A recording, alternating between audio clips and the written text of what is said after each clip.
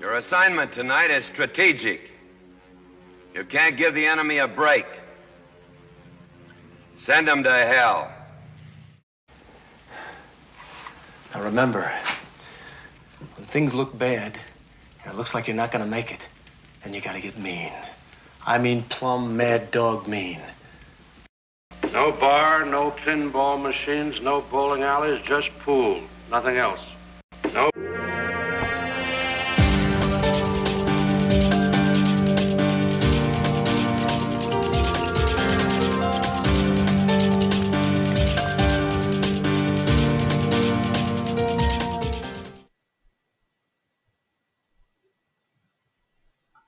Well, good evening to anybody if they're there. I don't see anybody in the chat, but we're here for the first of the weekend's matches in this year's 2022 Cribbage World Championships in VP4 TV on Virtual Pool 4 Online, and we have a match tonight between two guys from the USA, one whom we know, if you've been around Virtual Pool all these years like I have, one whom we know very well, Larry from the USA, and one who is a bit of a mystery, who goes by the name of Machine.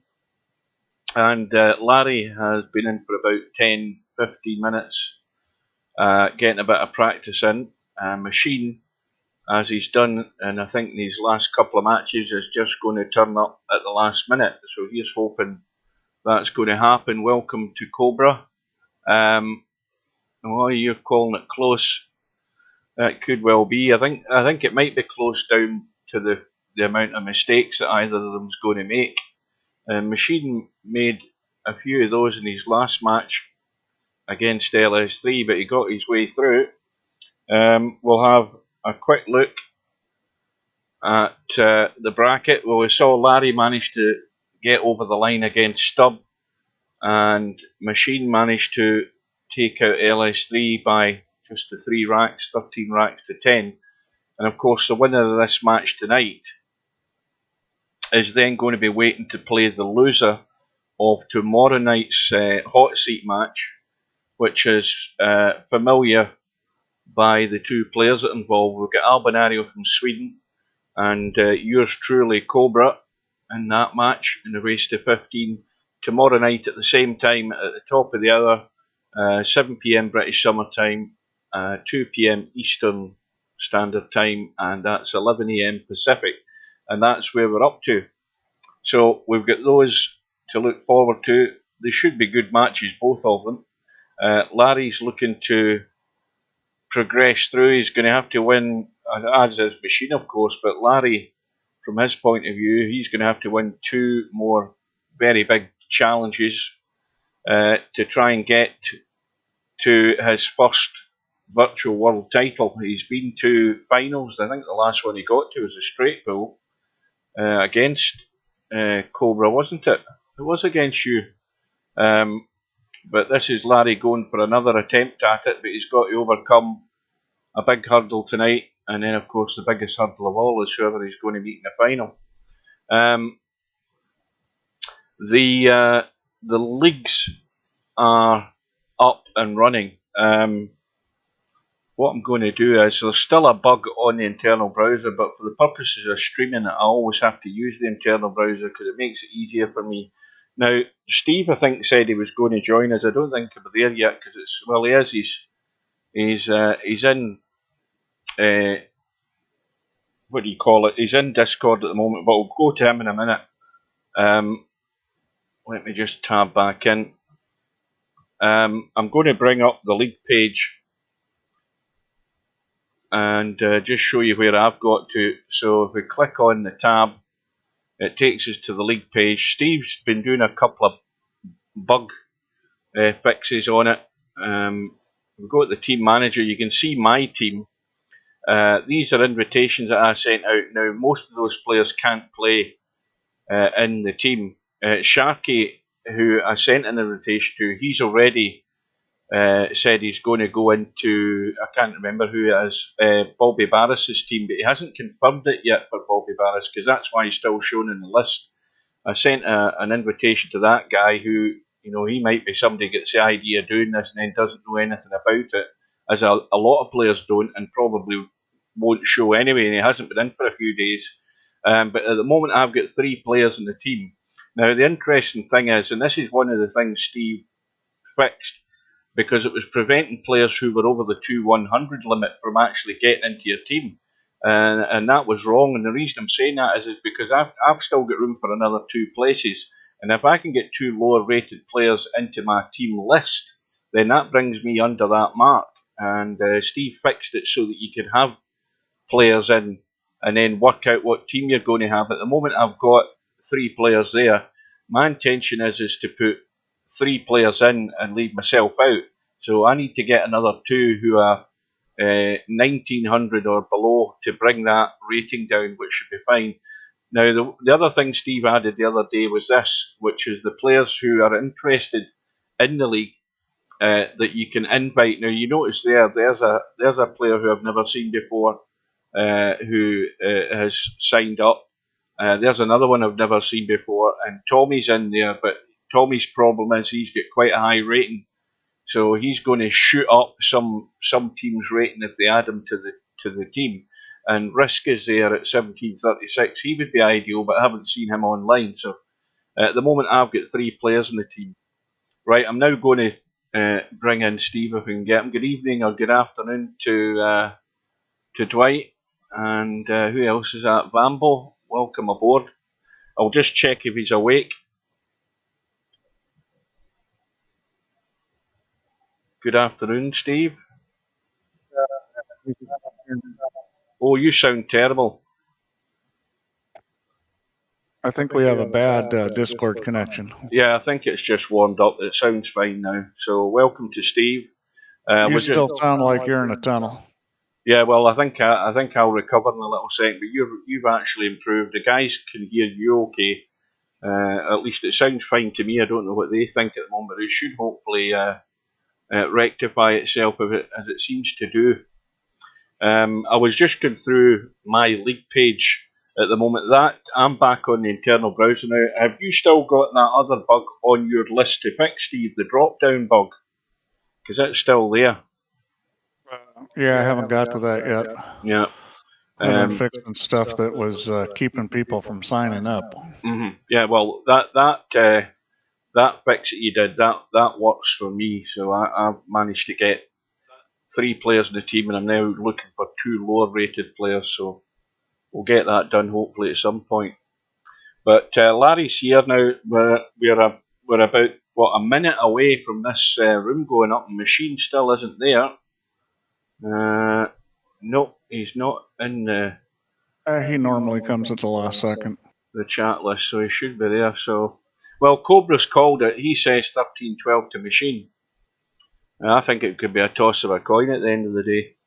I'm gonna leave and come back. Yeah, I think it's going to be close. I mean, the way I see this is, I think Larry makes a little better decisions than Machine does, but Larry misses more balls. So, you know, the key for Larry is just not missing so many easy balls. Yeah. And, you know, the key for Machine is playing a little bit better as far as patterns and decisions. Well, Machine has just arrived in the lobby. I think he's gone to away mode. In fact, he was there. I don't see him now at all. Let me look. Right, we'll get you when you come back.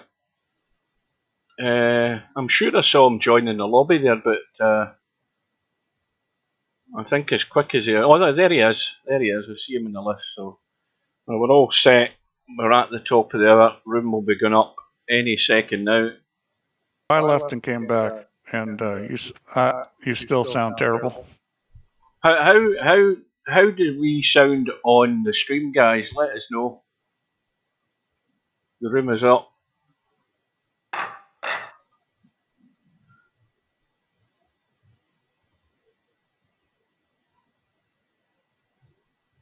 Larry's.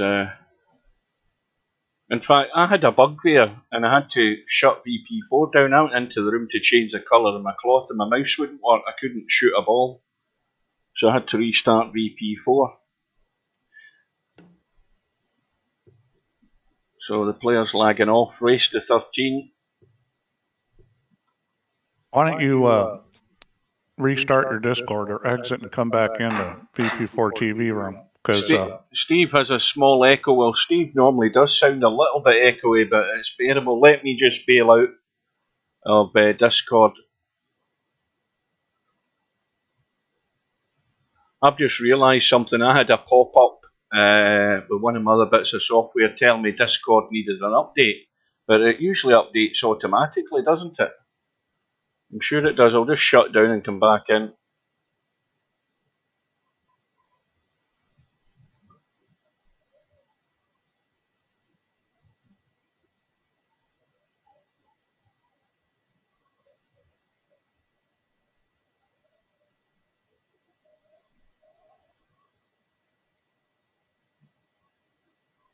Now, let's see. Now the problem is, are you hearing me? I can hear you. There's just a lot of background noise. I don't know what's changed. Nothing's been changed. I wonder what... Let me shut mine down and restart. I wonder if it's an update that needs doing.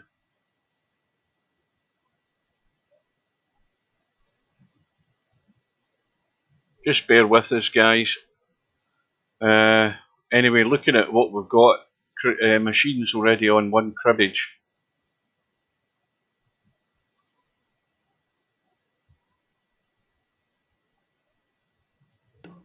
It must be the network tonight at this time. This is sort of peak time again. It must be that.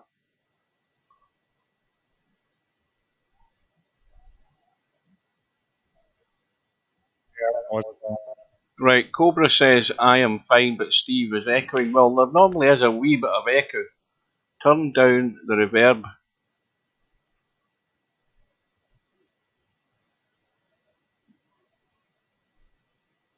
Let's see. How do you check for updates on this? I don't know. I haven't a clue, but I'm sure it does it automatically. I had a pop-up the other day. It said that Discord needed an update, but I'm sure if you log in, it updates itself.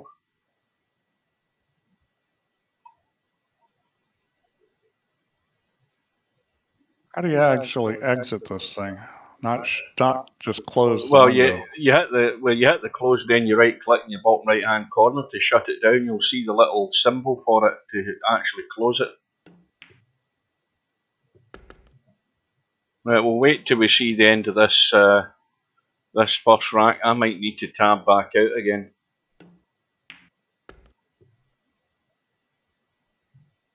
So machine on to his fourth cribbage. We've got the 7-8 there, we've got a 10-5, so it's going to be 1-0. And the 9-6 is there as well, so they're all readily available. And the important thing is, this is on Larry's break. And I don't know, because I missed it. I presume Larry came up dry. So a good start for machine. Okay, I think I see the problem.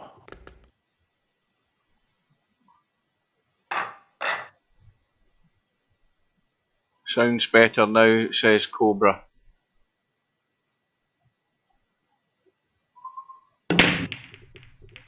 Oh, what have I got coming through my phone? Well, it was 28 degrees here today. Now that's warm for this part of Scotland. 82 degrees, and it's still 82 degrees at 7:05 at night. I'm absolutely stewing here. And that's warm for us. So Larry's going to try and get a quick response here because machine has come up dry. And he's got a 10-5, which is a bit tricky to get into a gap to get on this 5. Now, can he see the 10 more importantly? Yes, he can. He needs to get into a gap one way or another, whether it's trying to kill it stone dead and cutting this 5 or coming back into the gap between the 1 and the 3. Now, well, if he can just stop it. The problem is he's got to jack up to do that. Now, I don't know that was the right ploy. Yeah, I mean, rolling it. Well, I'll tell you one thing about how much the ball's going to roll forward. A lot of it depends on your speed. One of the things that I've always done when you have ball in hand, when I didn't want the ball to roll very far, I put it closer. And when I wanted the ball to roll more, I put it further away. And, he's length of the table. It's very difficult to hit that and not follow the cue ball too much. Well, I just thought that was it seemed a wee bit of a naive shot by Larry. I would have thought he'd have been jacked up and dug into that to kill it.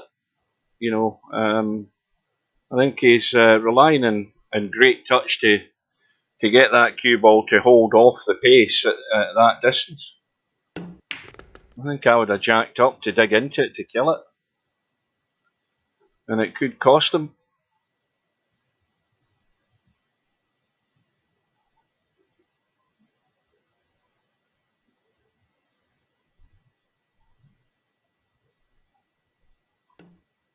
Now, is everybody happy with the sound? Because this is probably as good as it's going to get.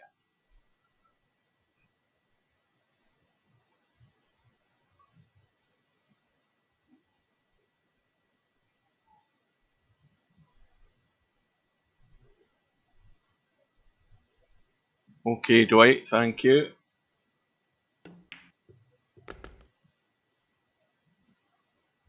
Steve's gone really quiet. He must be messing about with his Discord again.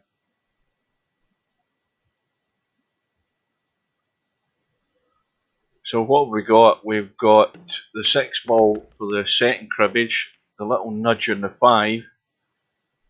That's killed, I think, the 11 ball onto the rail. Is that the 11? 13 it is. And this is going to have to go through with a bit of left to come down and miss the 10 ball, I think. I think that's the plan here to get to the 12, which is in the short rail. He's got the spin, needs to miss the 10, and he also doesn't need to run too far down. And now he's going to have to try and manufacture the combo, which again is not all that difficult. He just needs to get that line right onto the 10 at a nice pace. Perfect. Well, Larry, sorry, I had a momentary distraction there. You mean a wife? No, I had a call I had to take. Well, this is Larry getting full punishment for that error, or at least for the time being it is. Yeah, well, the good thing for Larry is I don't think Machine can play a really dominating style. I think he's a very good player, but I think he makes too many mistakes. So Larry's going to get chances. He's just got to, take advantage of them.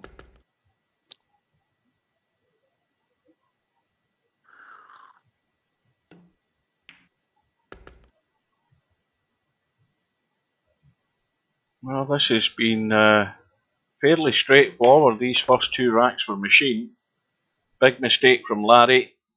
Well, one thing about Machine is he, if you give him easy tables, he's pretty good at getting out on them. He doesn't always make the best decisions, but on those easy tables, you don't have to.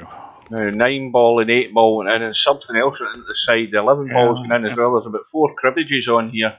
And the cue ball's in a pretty reasonable spot. There are 4 cribbages. Look at this. And that might be the most fantastic break we've seen. Now this you got to really think about, because you've got to get to a lot of balls.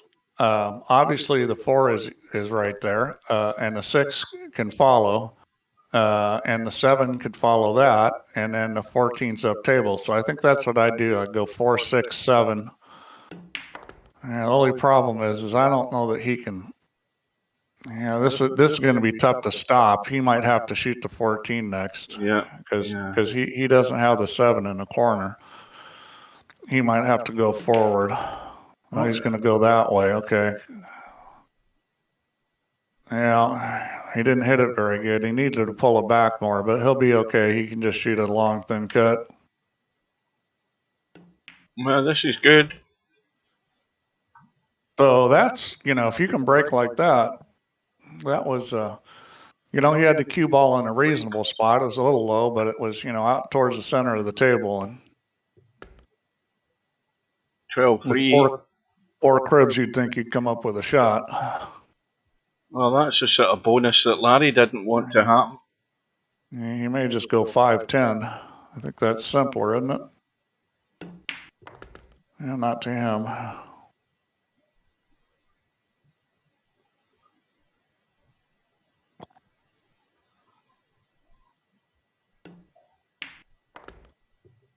Well, that's putting a hurt on him early here. Well, it is. You know, we've seen what happens when you end up going behind in this game. It's a tall order to get back into it. And the 5 ball has gone. The 10 ball wide open. Very good position with the cue ball. I mean, he's getting the cue ball to come out more to the center of the table. See that? Well, I mean, he's getting it to come out more towards the center, not so low, and that's going to make a difference for him, I think. So, now where's the 12 ball? I'm looking for the 12. Oh, there it's right in the middle. So he's got another cribbage there. 3-12 into the side. 3 over the corner. I mean, he's got the 11, and then he's got the 3-12, and the 13-2 is sitting pretty good. I mean, this is looking like another run out here. Well, this is a rapid wake up Larry's getting right at the head of this match. Well, I mean, this is where you got to realize there's a lot of pool left, and you just got to bear down when you get a chance. And really, I mean, it could be an advantage to you, because if you come back strong, that can be really tough when the guy does this to you and you come back strong at him. Well, that's harder mentally, I think, than somebody playing good against you, is when they play good and you come back against them. Well, I hate to labour the fact, but the fact is that Larry was 1-0 down, had that straight-in ball at distance to kill the cue ball, failed to execute the shot. It cost him the second rack. It's a break and run for rack number 3 for Machine, and it looks like a break and run for that rack number 4. So it is a heavy price that Larry's paid for that miss. Well, I mean, this is what it's like playing, the best players, and Machine may be playing a little better than we've seen him play. I mean, his break is certainly working. But that's how it is in real life too. I mean, you play great players in real life, and you can just get severely punished for making a mistake. Well, this is Larry's. Oh no, he's got a ball. I never heard a ball going in. And he's got a ball. It's not going to be that easy. Unfortunately, I think that 10 ball's in the way, or he could shoot the 3 railer into the side pocket.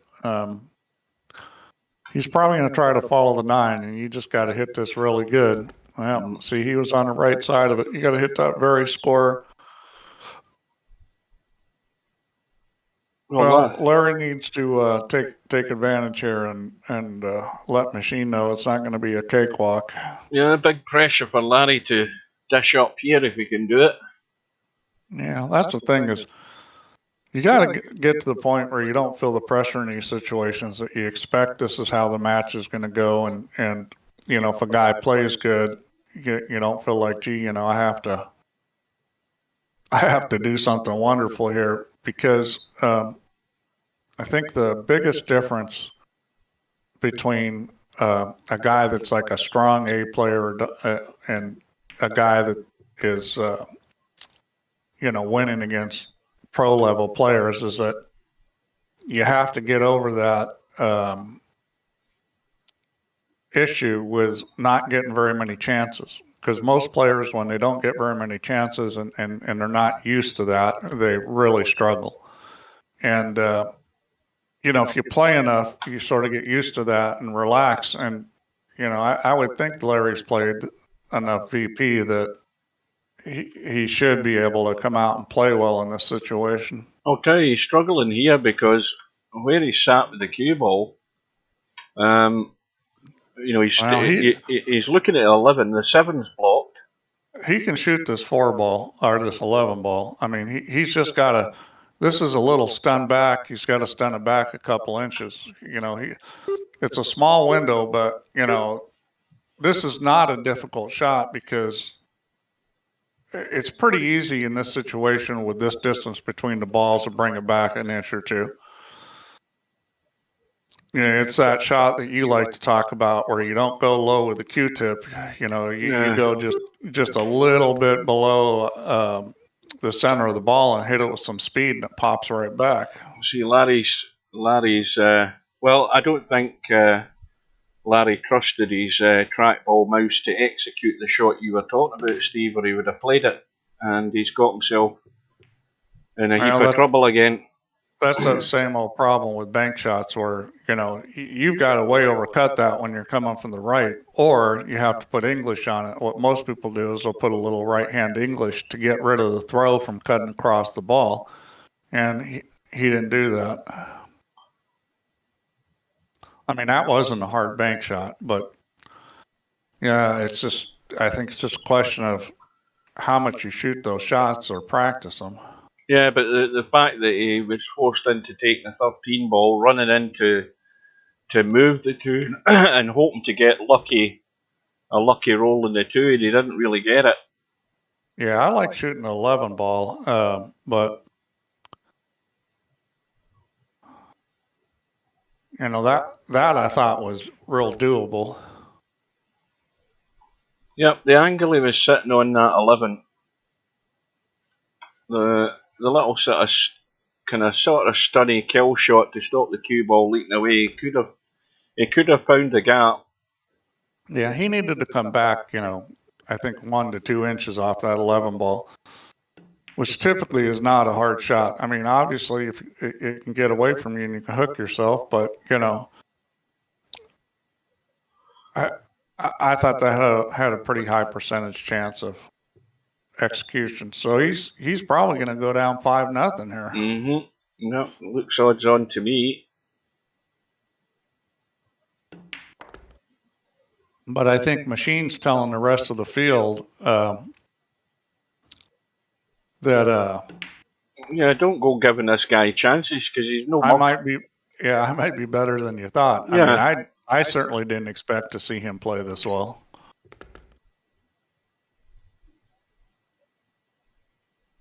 But already with the two visits that Larry's had, he's contributed to this. You know, he hasn't been getting tough tables. I mean, I think, you know, he may have more trouble with a tough table, but if he's getting those kind of tables, I mean, obviously he's very capable of running them out consistently. Well, he's got a ball down. The cue ball's right in the middle of the table. He's going to come up with a shot. Doesn't look like it. No, I don't think he's going to pull in and out the fire here with this 12 ball. Now there's a chance. This is a really screwy shot that he can hit this off the tit into the 9 ball and it will go in the pocket. It's a really crazy shot. He tried it. Yeah. I mean, that was tough. I think, you know, the problem was a 9 ball was far enough over. It was hard to get to the piece of the titty to get it to go at the angle you really needed. Well, Larry's got an easy 6 and 9 that he can take, because obviously the 6 is a blocker, so he needs to get rid of that. He's got the 2, and he's looking at the 13 next to the 7. I think he's just sort of still studying the table. I think he's going to shoot the 6. I mean, this is a smart play because he needs to open this thing up and make it easy to run balls. You know, that's a problem we see a lot of players not solve properly in this game, where they try to pick off a bunch of easy cribbages and they don't deal with the fact that they're going to have to get the table opened up some to run out, and then they get themselves into trouble and they don't get out and lose the game. That's the right thing. What Larry did is trying to get the table opened up some so he can run out. Well, we'll give him 11-4 because that's not a problem, but he's looking to see where his next one is. Well, I mean, he could be taking 13-2 if he's in the gap. I'd Yes, be he taking is. the eight ball right now. He's scared of those little, that kind of little shot on that eight ball and just slide it over for the seven. It's just like, scared, not going to hit it well. I don't know if that's speed on the because he's using the track ball or just not being confident or what. But I mean that I think like I know a guy like Cobra would have just popped that eight ball and slid the cue ball over and shot the seven every time. Yeah, because what I keep saying, certain little shots are not reliable. That you can execute them properly with one of those mice, and if you're going to steer clear of them, you're going to have to do it your way and find your way out. Regardless of how he does it, he has to do it. 5-0 down, it doesn't matter how he does it. He's got to get over the line in this rack. Yeah, well, I mean, leaving yourself these kind of longer shots and shooting these because you don't want to shoot the little dinks. Yeah. Results in that. Oh, he needs a roll. He needs a roll here. He needs a roll here. How about that? I didn't mean it results in a really lucky shot. I mean, it results in missing. I mean, when the balls are close to you, like, and you're just going dink, dink, that's a lot easier than shooting longer shots. Well, now that he's got out of jail in that shot, he's got to complete the job. Well, one thing about Larry, he's a fighter. I mean, he doesn't have any give up in him. So, I know he's going to keep trying. He just needs to get some kind of rhythm going. Yeah, the only awkward thing is that 7 ball, and of course the 14's still a blocker if you're going to try and end up down the left side of the 7. I can't imagine he wouldn't shoot the 11 ball here. I mean, 11-4, that gets that done. Yeah, 11-4, and if you play this right, you can play position on the 1 ball. Oh, I tell you, I would rather that fell in a bit firmer than that. Now, where does he go from here? Does he try and just get the 14 and the 1? Yes, he is. Yeah, I think that was a smart play, is going for the 1 there. Yeah. Well, he can consider himself fortunate that he's sort of fallen over the line on his second attempt in this rack. Yeah, getting a lucky roll. He's fortunate he got 2 chances. So now it can all change. He can get a couple of balls in the break, end up with an easy cribbage, and he's off and running. Well, he got the cue ball to come out. He almost scratched. 3 and the 8 have gone. That's the one problem trying to bring the cue ball out, is it does bring the scratch into play more.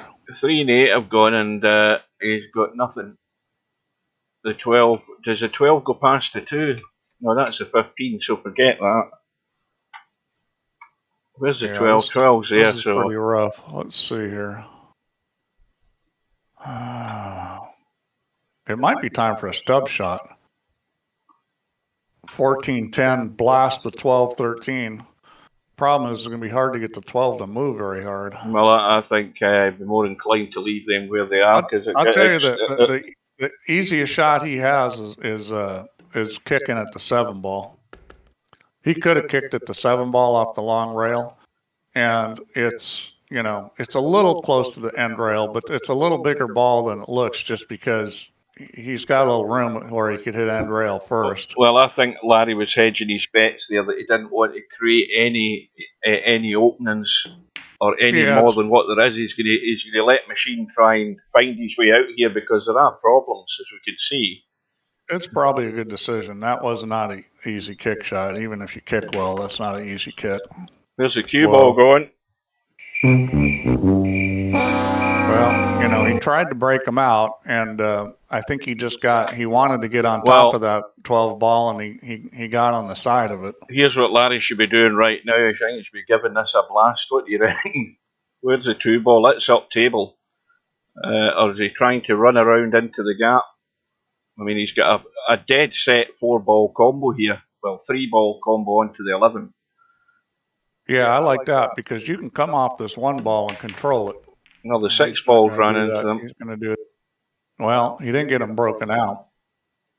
but he may get another chance. I don't think it's here. I mean, this is pretty tough to. So when he takes the 2, he's got nothing else other than the 9-6. So Well, I think he's almost got to play for the. Ideally, the 9 ball, just because yeah, I don't see he wants any good way of breaking it out. Yeah, I think he's gone too far. I think he might be blocked in both of them. I think he's cooked here. Well, I think it's just going to be time to line up some more balls, because I think there's not a lot of profit here, and I mean, you could try to shoot the 14, but trying to come up with a shot on the 1 is pretty crazy. Yeah, I think the 14's the last chance saloon shot. If you had to go at that, you'd probably create more for your opponent. I think he's going to play the combo on the 9 here, which he did, and that's well a good done. shot. The only problem is he did not get the cue ball in the place where it's going to be easy to break these out. Going forward and trying to go 2 rails at the angle he's at is very difficult. Yeah, this is. Yeah, but if he doesn't, he's got nothing else. I mean, he can try to move the 10 ball off the. He's going around the corner. 12 or 10. I mean, if he can get the 10 free, he's got the. He's missed it. He's got the 5 out. Well, that was what I was saying there, is that, the angle he had, it was going to be very difficult to get into that line. It was going to want to go wide on that.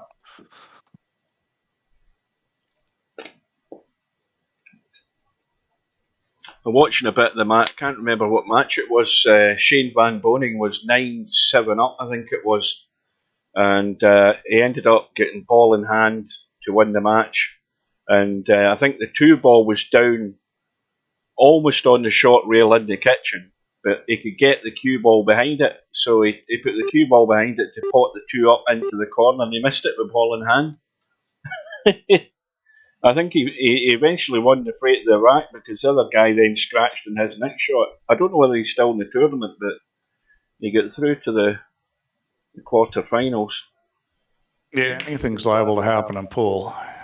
Jason Shaw got pummeled last night. He got pummeled 10-3. That's a big mistake there. I mean, that's, the ball wasn't even close to going in. I mean, he should have just stacked balls up. That was just, way unlikely to make that ball and come up with a shot. Now, do you try and spin this into those 3 balls, guaranteed that you should have a shot in the 3? Or I would. Do you take that risk? Well, it's not guaranteed, and I'll tell you why it's not guaranteed. Because you hit those balls, and the cue ball wants to go to the end rail. Yeah, so you got to hit it hard enough to get to hit the end rail and come back off of it.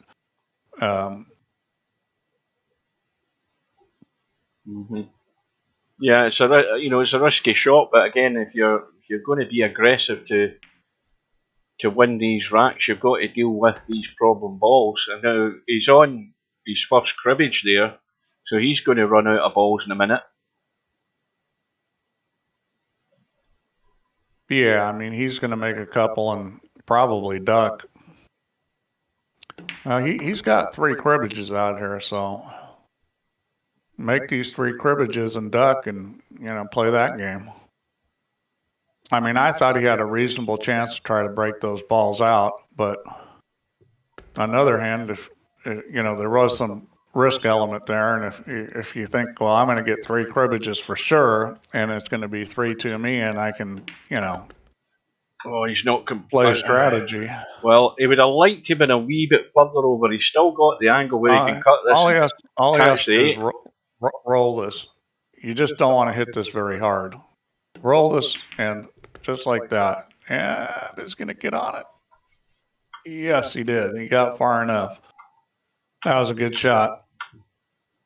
Well, this is... Well, this shot's a little tricky. Now, do you play this with loads of right and try and cut this in and go to the side rail and come around and out, so you open up a shot in the 8? You want to go to the side rail above the side pocket. Well, he went below, and this is why you don't want to go below. See where the cue ball's going? Yeah. See, I would have gone above the side pocket and come in at a shallow angle, so it came out on the other side of the 15. Well, no Of course, prizes. I probably would have missed the ball too.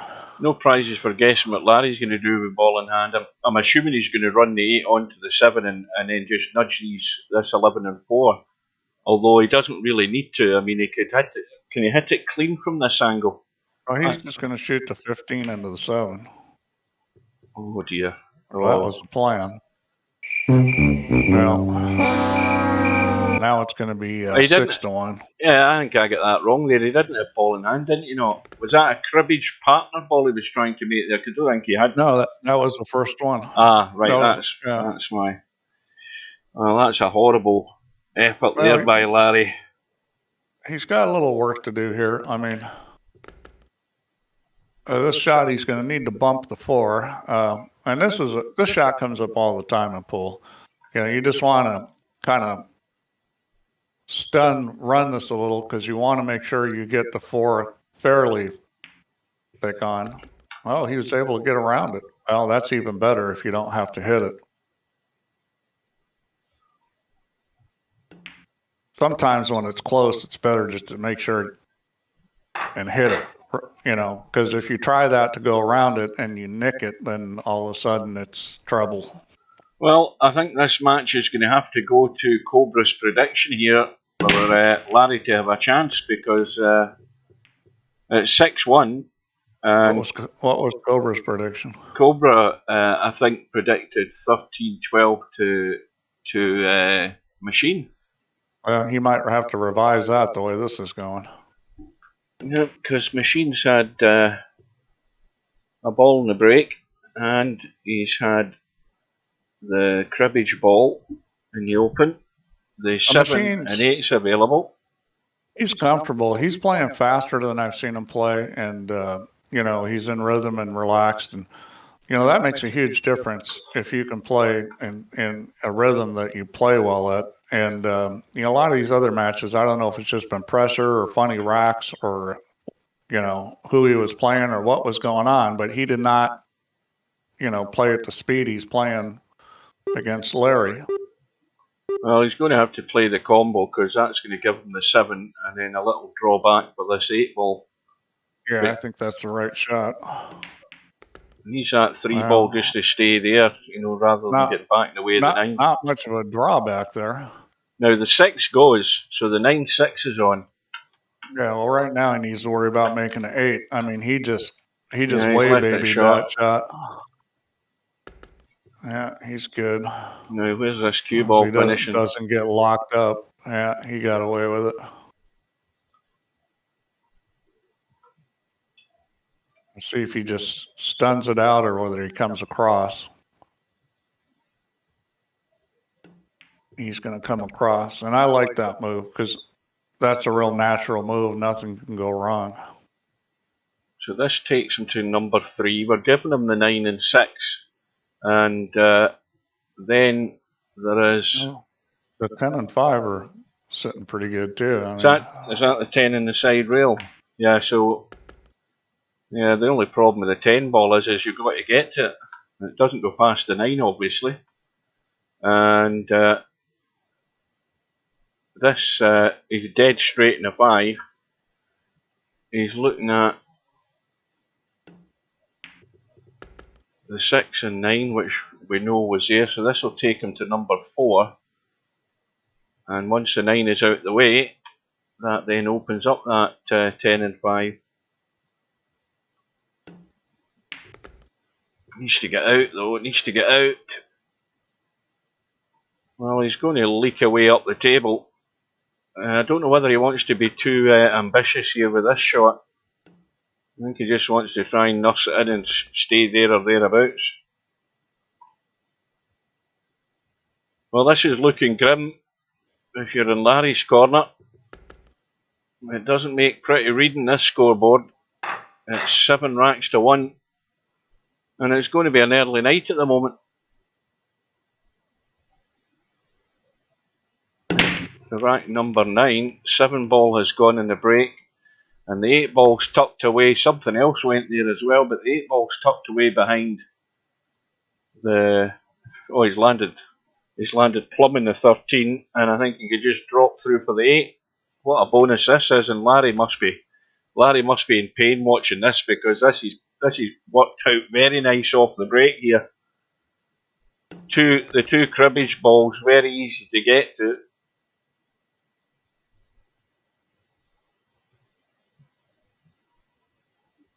What else have we got? We've got well, the 9 and 6 are sort of in the middle of the table, but the 6 ball does have a pocket. We've got the 3 and the 12 down the bottom here. We've just got to get out of there and avoid running into anything and not hitting the knuckle. Well, he should be okay. This is off the rail.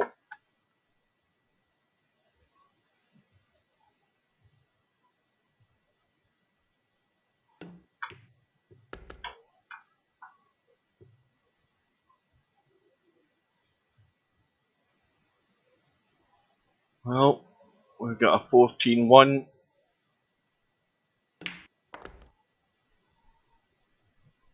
Steve must be in another call.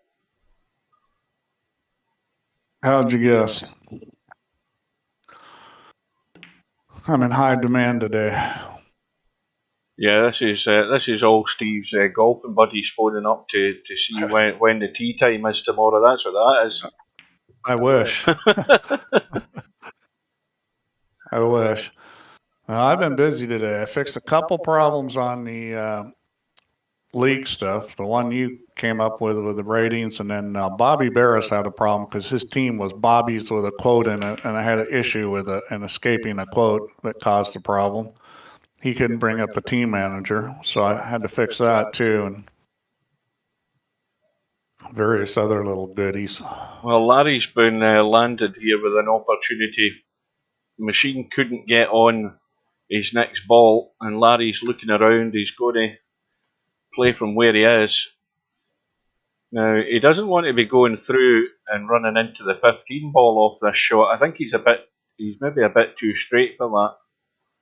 I think he should be okay as long as he gets the pace in the shot. He's just going to drop it through for the 5 on the side. Obra's playing Captain Obvious there. This could be a massacre. Well, it's a massacre up to now so far. Yeah, I mean, it's not over till it's over, but Larry's going to have to do something amazing, like start playing like Machine has been playing, and then get some help from Machine and maybe some luck with I think breaks and Well, I think being fair to Machine, I mean he's had some very nice rollouts here from the break. The way these balls have landed, but the thing is, it's not how well they land. It's taking advantage of it, and he's done that. It's not only that, you got to give him credit for he's been getting the cue ball in a little better spot in the break than a lot of guys, and it makes a difference. Even if it's only 15% difference, that could be a couple racks a match where you're getting, oh boy, where you're getting opportunities that other guys aren't getting. Well, that's.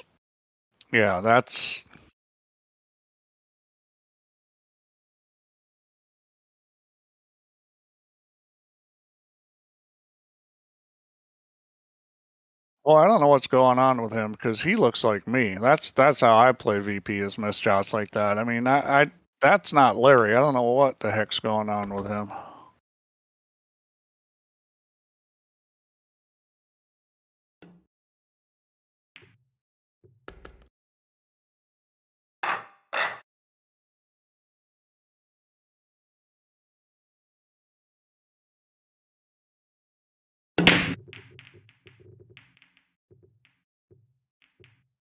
Well, that's not a good cue ball on that break.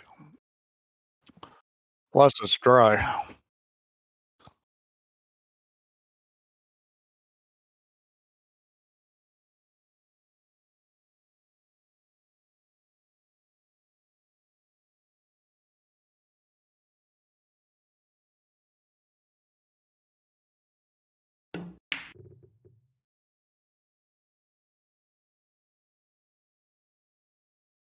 Yeah, well, if you're going to give up a rack to somebody, it's better to have it look like this because you know,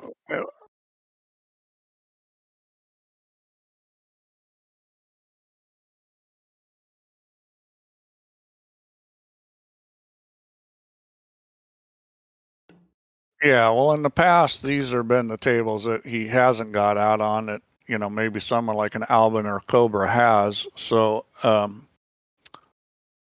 yeah, I mean, that's really what he needs to do to win this whole thing is he needs to be able to play these tables well.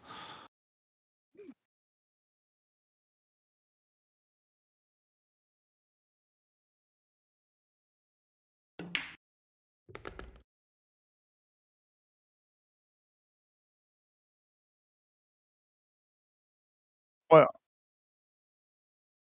I think the crucial thing is having a plan.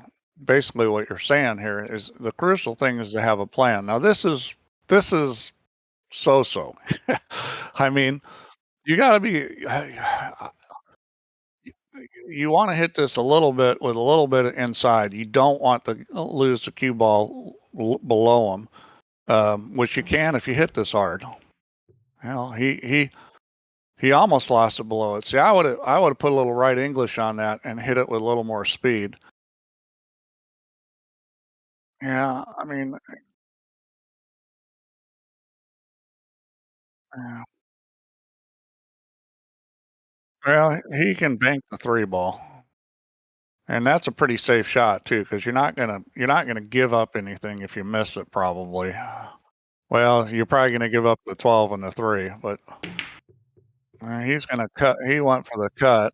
He almost got lucky. He almost made the 14. Now the problem with that shot though is he broke the balls up, and well, Hugh, they say you're muted. I don't know when I did that. Well, I don't have a hotkey to mute myself. That's why I don't get muted. I have to actually press a button that's on the cord of my headphones to mute it. Yeah, see, I could do that, but listen to this. You see, I get that crackly noise.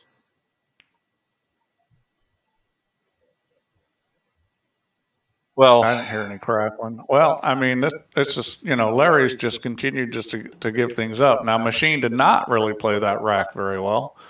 And let Larry to the table. So that sort of answered one of our questions about, is he going to play this tough rack well?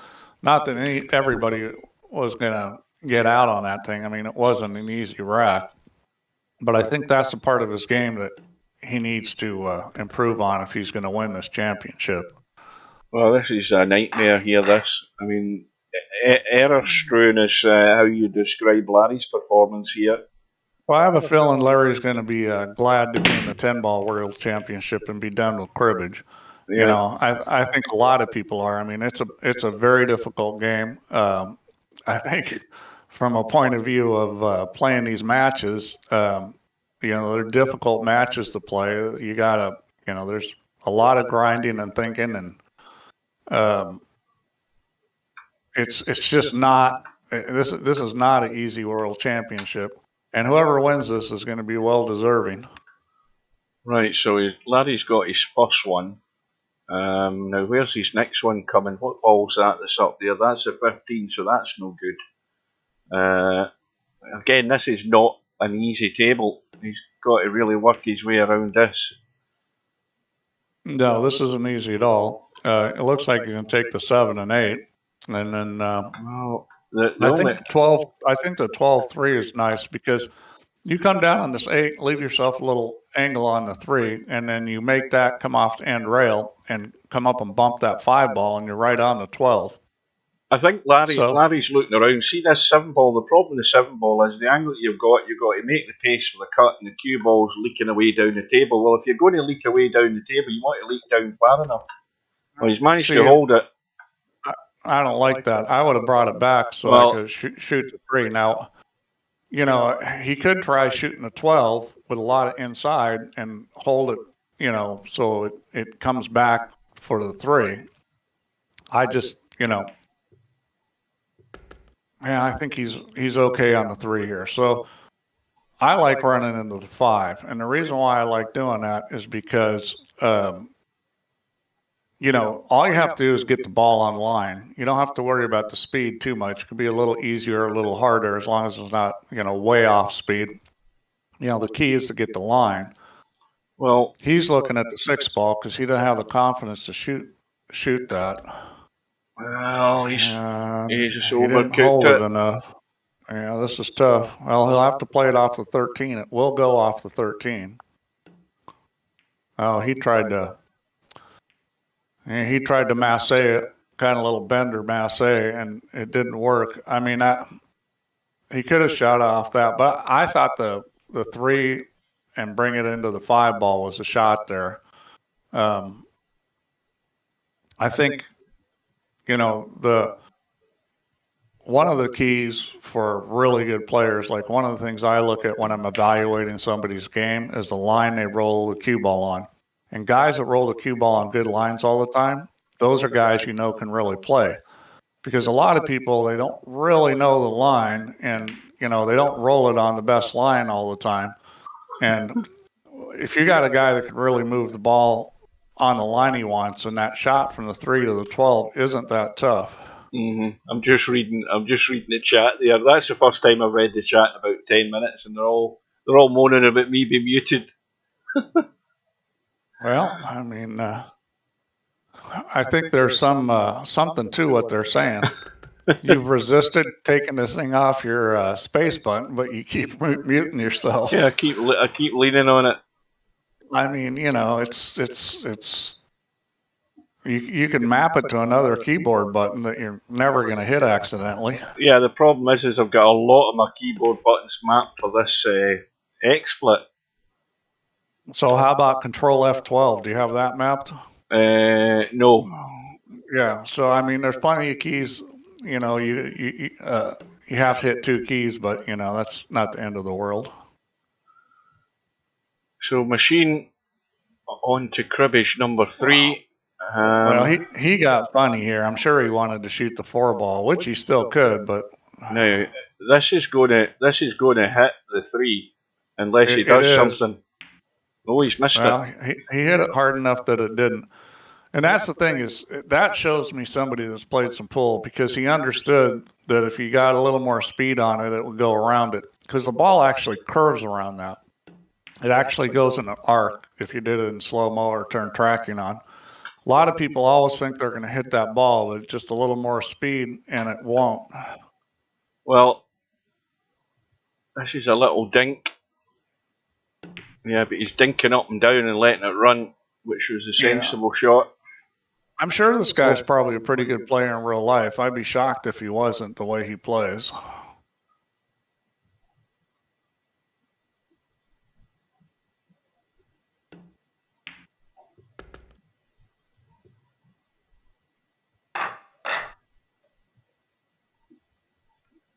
Well, 10-1.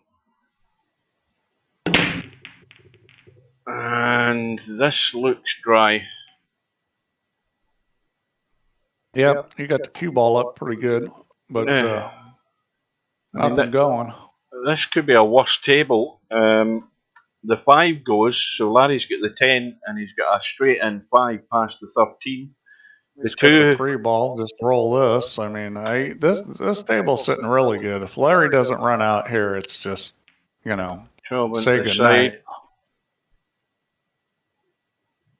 12 into side. He needs to put about 3 racks on here. You know, run this one out, break and run a couple more, and, you know. Well, that's probably still not enough, but he's got a chance. He needs to do better than Bedhead. You know, Bedhead ran those 3 racks, and he's the only player to do it, I think. Well, I mean, Bedhead was only down by, what, 5 at that point? Yeah. I mean, he's down 9, and it's a race to 13, so that's, you know. And it's tough to come back from that many in this game, because it's, you know, it's hard to, the break is difficult. It's hard to continuously break and get a shot. Well, then again, another unforced error from Larry.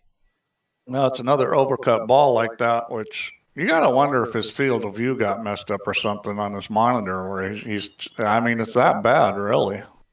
Well, I think he'll be glad at where the cue ball's finished, because now he's got ball in hand from the scratch. You know, he got lucky there where it ended up behind. I think it was a 10 ball, and now he's going to have a second bite at the cherry. Yeah, I hate to see somebody struggle this much. It's brutal. Yeah, I don't think I've seen Larry struggling as much as this in any tournament I can remember. Yeah, I mean, this has just been a really bad match for him. I've had a solution for Larry for years, but he's never paid any attention. He knows what the solution is. He might be as stubborn as you. Yeah. It's a very cheap solution. Oh yeah, you can get one of those 800 DPI mice for, a couple of $10 or something. Yeah. And it'll work a dream compared to what he's working with, and it's more reliable for the type of shots that he wants to be executing in this game and every other game that he's going to play. Well, this is last chance saloon for the next 9 racks, basically. Well, he's okay. He can shoot the 14. Shoot the 14 and then shoot the one up in the corner. Well, is he going to go? I think he's going to take the one in the side. I think he's just dinking back out for the one in the side, and he's run. Of course, doing that, he's forgot about the 14, and he's ran it into the 15, and now he's stone dead now again. Well, this will be a good little shot for Machine. If he's taking the 7 and trying to stun down, maybe run into the 9 or find the gap. Is he going to get there? No, he hasn't. No, he's going to have to shoot the combo. He might be able to kick this too. I mean, this is not a difficult kick shot off the end rail. You play one pocket, this is almost automatic. It's a little bit further away from the rail than you'd like for a kick, and that's what cost them to miss that too. That ball is a little closer and the ball's a lot bigger. It was just far enough from the rail that it made it so that, you couldn't get in between like that. See, if that ball is like a 1/4 inch off the rail or 1/2 inch off the rail, then it's pretty easy. When it's, 1/8 inch to a 1/2 inch is pretty easy. That one was probably a good inch off the rail, and there's an in between there that if you get into it, and you get what he just got. Well, it looks as if he's taking a 6. And that's killed the 8 ball. The 7 ball goes, but the 8 ball is now dead. Well, he could shoot the 4 next. He's going to go for the 14-1. I mean, the biggest problem here is getting good on the next ball. I mean, the 15-8 combo looks good if you can get on that side of it. I mean, this is where it's important to have a plan. You got to decide where you're going to put the cue ball after that 1 ball. I think he's. I would play shape on the 4 ball, and if you roll too far, you shoot the 15-8. And I think that's what he's going to do. Well, I think he's going to run into the 5th. Oh no, he didn't need it anyway. That was for his cribbage. It's our normal not keeping count. Lost track of the count. So it's rack number 2 for Larry now here. Everything needs to go his way from now on. Well, he's lost the cue ball. 15 ball, I think, come up with a shot. Let's see what he's got. Well, the 15 doesn't do him any good. He needs to shoot the 7 ball or the 8 ball. Yeah, it's going to be a combo, but he's got the combo. I mean, this is way too tight. Good. It's way too tight. No, it's not that tight. It's not as tight as you think. Because that ball's going to throw a little. Yeah. Yeah, I mean, that was the one thing you couldn't do was hitting that 2 ball. You just couldn't hit the 2 ball. I mean, that was guaranteed miss. I mean, if you're going to miss that, it's better to miss it the other way where the 8 ball gets overcut. The ball will throw some, especially at that angle. It's not, quite as bad as it looked. Well, I think Larry, Larry won't give up, but I think at the end of the day he wants out of here. He wants this over. Yeah, well, if sure the ball, he's not having that much fun right now. If the balls are there, he'll pot them, but there's been far too many now let's mistakes. see if Machine gets out here. I mean, he got taken out of his rhythm a little. They had a couple bad racks, some back and forth. Larry got out last rack, so see if Machine can stay in rhythm and play well. Now this table's got enough funny about it. He's a little funny on the 6 ball, and let's see what he does here. Are they gonna go 3 rails around, or doesn't look like it? He tried to run into the 9 ball, I think, and I think he got away with it. Didn't quite hit the 9 the way he wanted, but he's okay. Now let's have a look up the top here. Well, this is a little tricky here. It's possible to get on the 3 ball, but that corner pocket is looming large. What I would do if I was going to try to get on the 3 ball is I would shoot it the 12 into the side and take it to the side rail and try to run into the 3 ball. I wouldn't try to actually get position right there because it's too easy to scratch. The 4 doesn't look that great to me. That's a tough shot. I like the 12 and trying to hit the other long rail and then bump the 3 ball. He's trying your shot, Steve, I think. No, he's trying something else. I'm not sure. All he's got here is a kick shot, I think. It's not a terribly difficult kick shot, but it's no guarantee. I mean, you just kick the 3 and kick the 3 in. Now, this is a kind of shot that, if you've practiced the shot, it's not as hard as you would think. Yeah, it was a reasonable attempt. I mean, I like shooting that shot with a little touch of left English so I can straighten up the ball more, hit the ball a little further down the rail. And I think he had enough room there to do it, just because it straightens the ball up a little more. Well, that was a cribbage ball, so I think that's the 10 ball in the side rail. So Larry's debating whether to take ball in hand or just take the 5-10 if he can. But if he takes the 5-10, the next question is where's his next shot coming from? He's got 4-11. 4-11 for sure. And, hopefully when you play the 11 ball, you can spread those balls out sitting there. Yeah, he wants to be either high or low in this 11 ball, one way or the other, but he needs that angle to get to these balls. Yeah, I'd probably go high with the way it's sitting, but, either way works. Yeah, he's going to go high. Oh, that's perfect. No. What he doesn't want to do is find that nice little gap right between the 4 balls.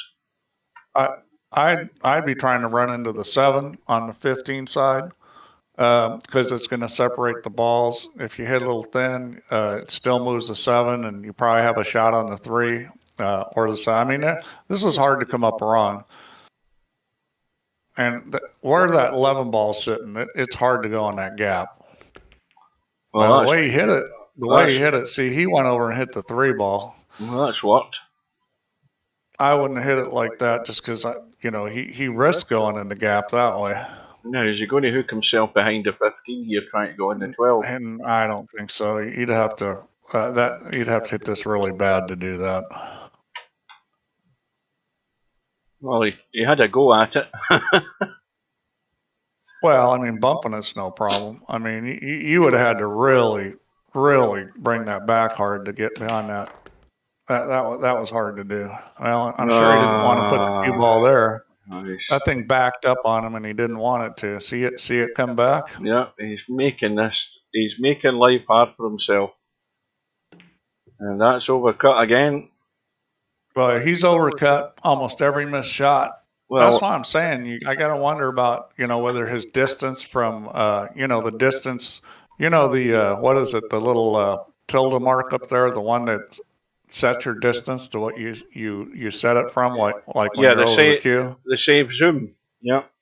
The saved distance you got for when you're over the queue. Yeah. Maybe that got changed and was wrong. Maybe this field of view is wrong because he keeps overcutting balls. Well, this is another one that's going to get away. This 15 ball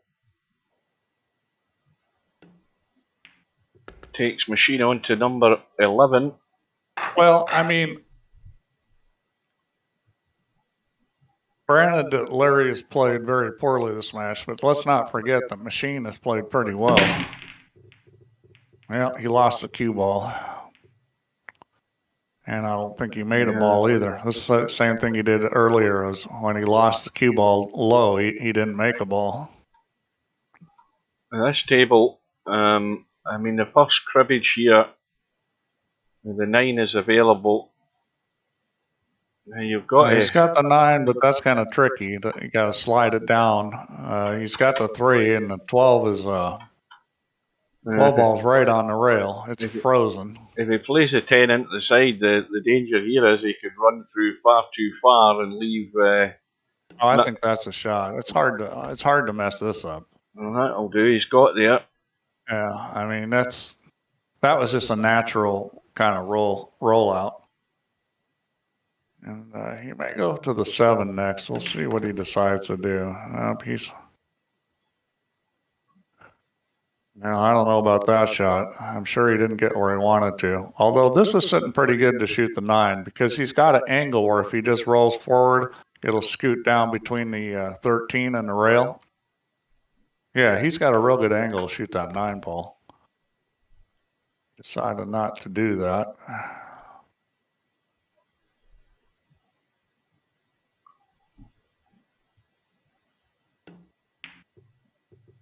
And he overcut it again. Really, really struggling here. I'm telling you, I think his position over the cue got changed, or his field of view. I think something's got to be. Yeah, something's got to be wrong because he's overcut everything. He's missing far too many. I don't know what the hell's going on. Well, you can try this sometime. Just like if you for example, for overcuts, I think it would be move up a little bit on the cue more than you're used to. You'll probably overcut them. Or if your field of view goes down, you'll probably overcut them. There's because visually it's different. You have to get used to what it looks like. Mm-hmm. I mean, you're basically looking at a 3D image on a 2D screen. So it's a little trickier than the visual in real life. Well, that's a question I want to ask the guys that are watching because I made a video as soon as you put that feature into VP4. I mean, that video is a few years old, the Save Zoom feature.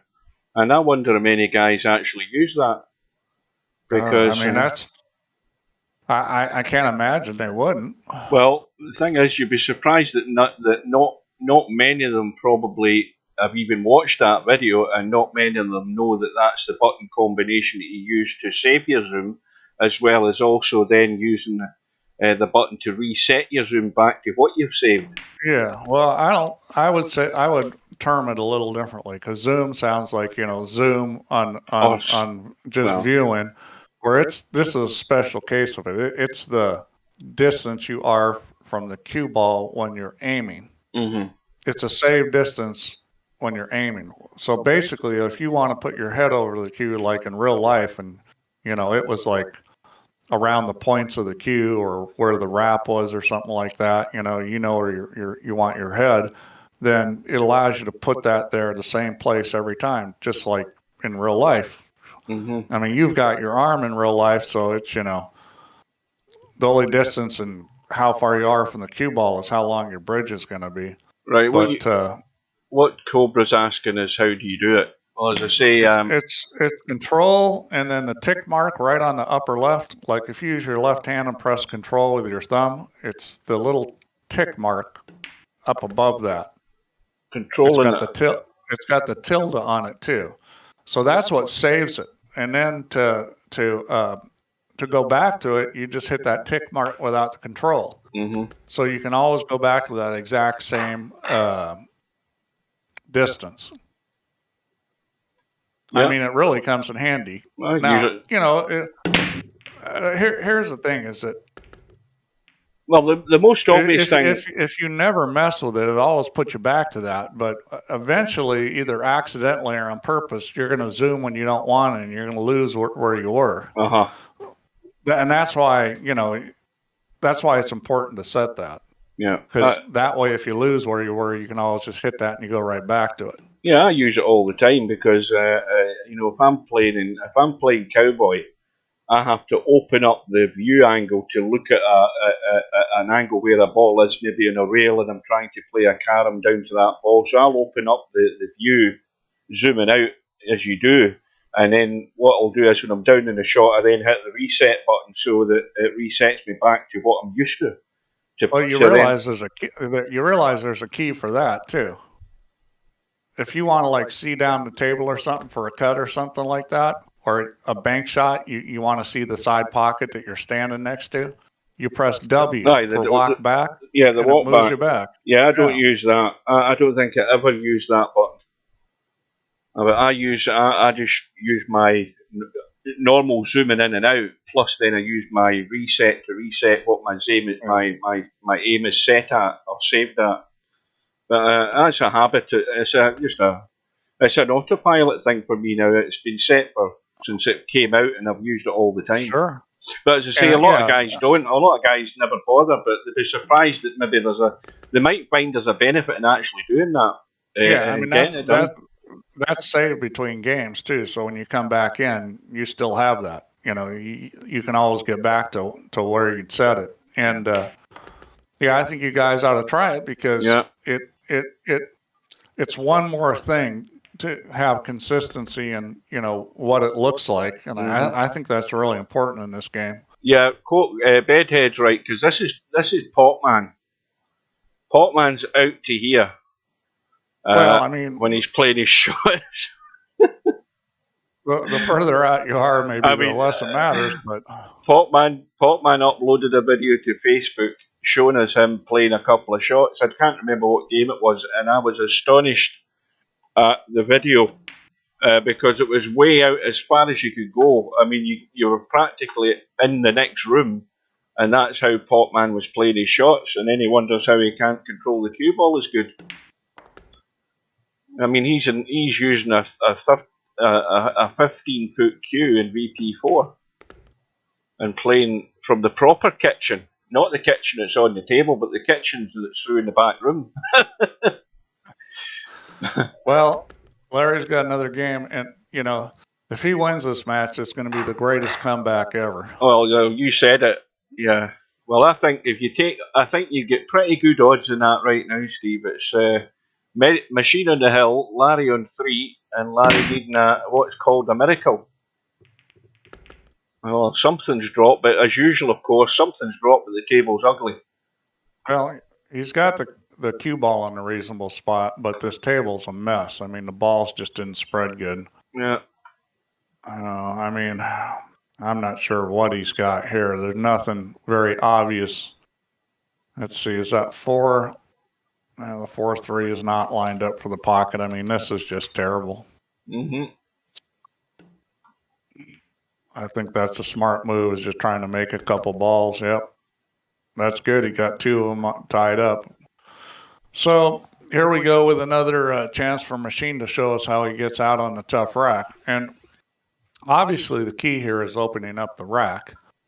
And this is where Albin has a huge advantage playing so much straight pull, because this is the game of straight pull. Is you always have some sort of rack that you're dealing with, and you know, it's very common for it not to get broken up that good and have a lot of clusters and things that you have to move balls. And Albin's learned to do that pretty well, which I think gives him a big advantage playing cribbage.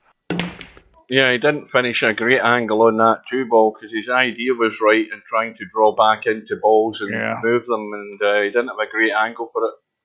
Well, they're spread out enough, you know, when you get them spread out kind of, but they're not, you know, they're clustered, but they're kind of spread out. That's a tough situation because it's hard to move a lot of balls at once. You may only be moving 2 or 3 of them at a time. Well, I think you can dig into this and just stun along the rail and come out far enough for this 8-ball up the table. You can. It's a little tricky being jacked up, though. I'll tell a lie, I forgot the 5-ball was there. 5-ball was blocking that path and he's gone too far. Well, it does still go in the side pocket. And it's going to break these balls up, too. Yeah, he's just overcooked it there. Just got it off the titty. That was a pretty good attempt. I mean, that's a shame because it broke up the 4-3-2. It really opened the table up. He makes that, and he's probably out. So he's gonna. Well, Larry's again looking at either ball in hand or playing from where he is, and I think playing from where he is will give him an easy start. So he's got 4-11. Yeah, well, I like that because it gets a 4-ball out of that pocket and opens it up. Now, does he want to just how's the angle in this 11? Does he want to check this cue ball and then play the 12 and stay down the bottom here for the 3? I'd probably play more for the center of the table. You get the 12 or the 5. Either one of those, I think you can probably get to him. I mean, the 5 you'd want to be pretty straight in on. Maybe play for that, and then, that's no good. Well, I don't know what he's trying to do. Whether he did try to hold for the 12 because he didn't get enough. He didn't get enough English in the cue ball to try and straighten it. I mean, you play for straight in on the 5, and if you don't get there, maybe you have the 12. But this side of it, is no good. I mean, if you roll too far past it, you got the 12. Well, there's nothing good here, and whatever he does do, he can shoot the 6 or the 9. I'd probably shoot the 9 here just because it's close. He's looking at the 3, and that's a tough one to get on the 12 ball. Yeah. That's not a shot you want to be shooting. I mean, it's so tough. I'll tell you this right now. In real life, a pro is going to shy away from that kind of shot. I mean, they might shoot it if that was their only option, but if you watch pros play, they do not like hooking themselves. They would rather play safe. They would rather shoot some ridiculously hard shot than take a chance where they think they might hook themselves. Yeah, he's just trying to squeeze this around. That's used all the pocket and gone in. Got it. Man, this is sitting pretty good here. I like going to the side rail and out. I think that's what he's going to do. Yep. Hit it with nice speed. So we'll see what he decides to do here. If he's going to take the 7 ball, which I would think he'd do, he's going to want to come down. Yep, he did come down. He's a little straight here. He's probably going to have to back this up. I was thinking if he got a little angle, he could slide it across or he could go forward off the other long rail. I think he's going to have to back this up. Yep. Yeah, he's played well. I mean, I expected a lot closer match. Well, hey, Pop Man. Good evening. We're talking about you. Your ears must have been burning. Yeah, you've not missed much, Pop Man. Well, put it this way, Larry's did all the missing for you.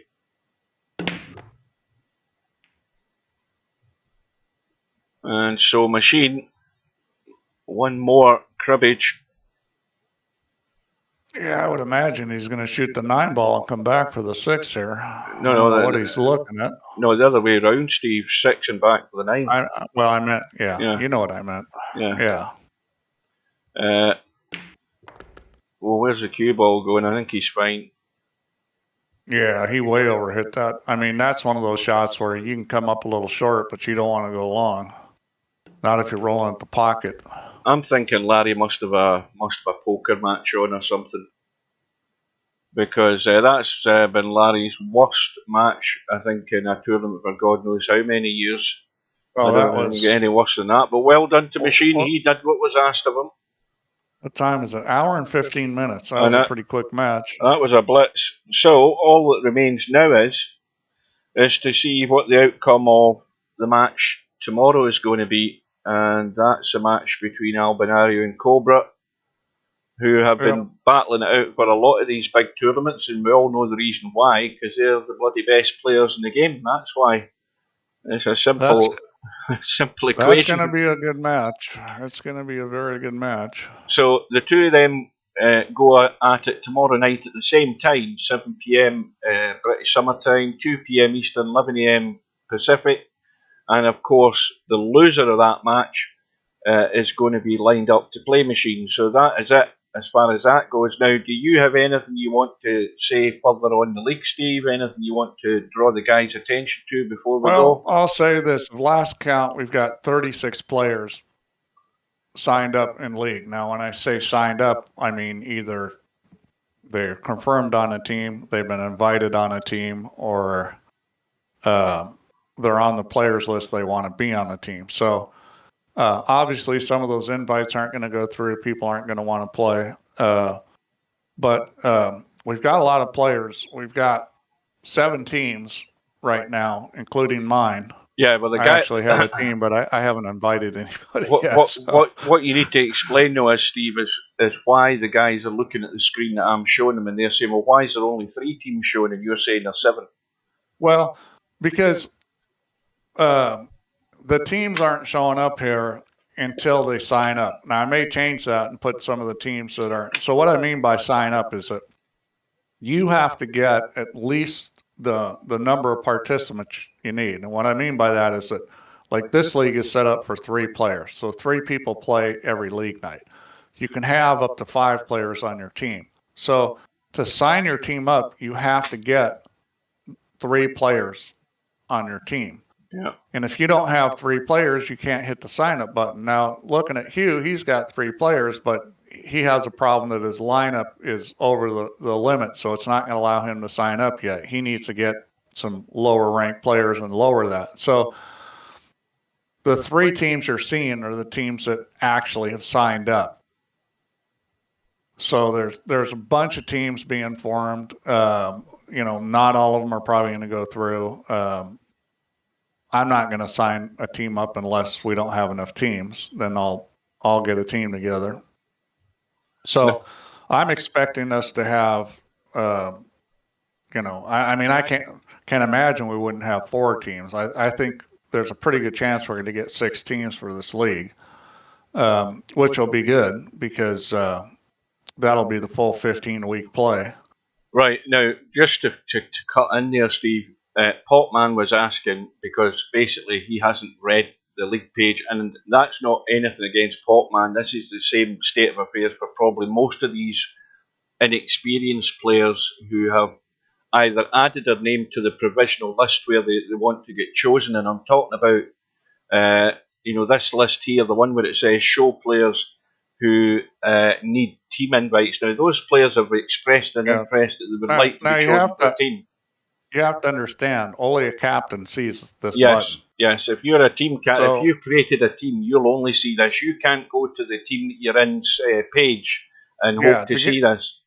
To get on this list, what you do is you go to the event page, and instead of team manager, if you're not on a team already, you're going to see sign up. And you press sign up, and it'll give you a choice of either getting on this list that Hugh just showed you. You can check a checkbox and say, I want to play in league, put me on the list. Or you can start a team. Most players aren't going to want to start a team, so they'll check it and go on the list. And then when a captain does this and sees this list, he can press invite for somebody that he thinks he wants that fits his rating, or somebody he knows, or whatever the criteria is. So this is a way that people that are showing interest in the league, and as you can see, we've got a couple guys on here nobody knows. And I don't think there's anything wrong with inviting that sort of player. Certainly, if there's issues like they're not showing up or they're not communicating, they can be tossed back off the team and get somebody else. So, this is just another way to get players. I put this in so that we could get more participation. And I think one of the things that the guys in Europe don't have a good understanding of is that in the United States, there's hundreds of thousands of people playing in leagues. So people know what pool league is. So a lot of people that, maybe you're not seeing play in tournaments or something, they're excited about league. And the reason why is because they've had the experience of playing in league, and it's not just like, I'm going to get slaughtered in a tournament and get knocked out right away. It's like, there's a lot more participation and socialization. So the guys in Europe aren't quite as used to, the concept of league and what it's about and what they're doing. And I think that's one of the reasons why, some people are just like, well, I don't want to do that, but they never have. And that's why we're seeing some guys you've never seen before. They're saying, hey, I think I'd like to do this, because they've probably played in leagues here in the U.S. Mm-hmm. I've got something I want to mention. First and foremost, I'm just going to hit SB in the lobby. The lobby messages that the guys get when they come into the lobby now, it says you've got the 9-ball league sign-ups are open for all players now. Steve, you're assuming, and as we all would, that the players are going to go to the league tab and they're going to read all the information on the page. I don't think they will. And the first thing I don't think they'll read is when this thing starts and when it runs. Now, it is on the page, but I don't know whether it'd be worthwhile putting, league nights are every Saturday in this message in the notice in the lobby. But to clarify, it might be worth that. I mean, it gives them one more piece of information. It's it stare them in the face, just so that Popman knows and everybody else who's watching. The deadline for the sign-ups to the league is Friday, September the 2nd. Now, after that, there's nothing on the page that says when the first night is, but the obvious one to me would be is going to be Saturday the 3rd of September. And then every Saturday night thereafter. That's why I put it in red letters. Yes. Saturdays at 7 p.m. because I wanted people to look down there and see that. I mean, now again, that's local time though to the guys. I mean, that's 7 p.m. my time, but that's local time on your page.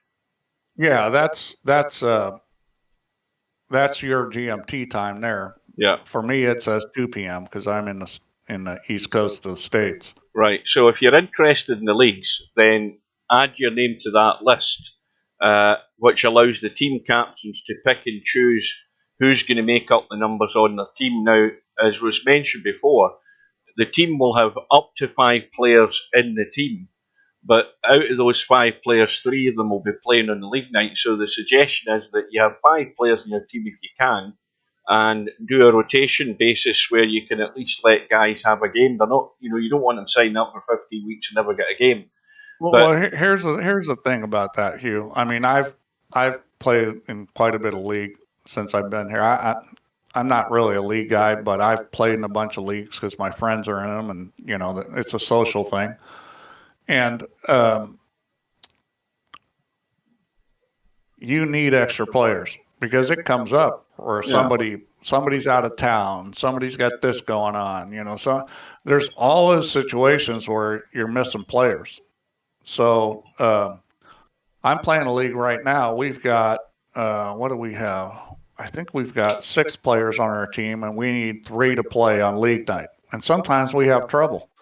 Like this week, I didn't want to play league. I was really beat and tired. I said, I don't really want to play tonight. Well, I had to go play because they didn't have 3.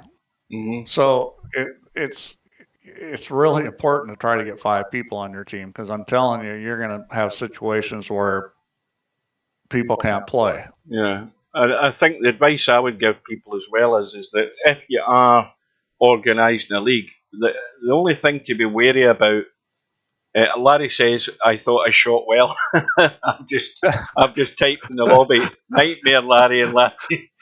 Well, you know what? It just shows he's in a good state of mind. He's got a good sense of humor. I think he's already got over it. What was I saying? Right, I would say the only thing is to be wary of, and this is what I'm wary of.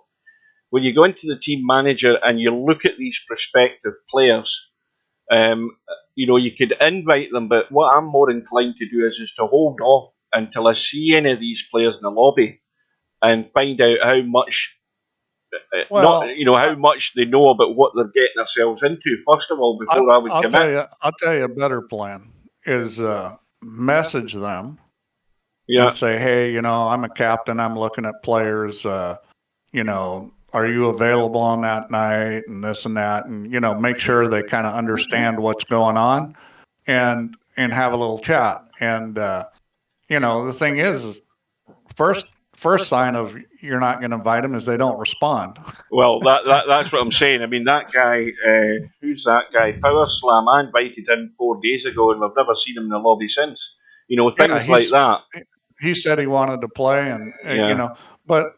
Yeah, that's why I would, if you're not sure about somebody, just message them and start a conversation, because it's going to be important if you're a captain that you are keeping in contact, with your team. Like, are you available to play tonight? Are you going to be there tonight?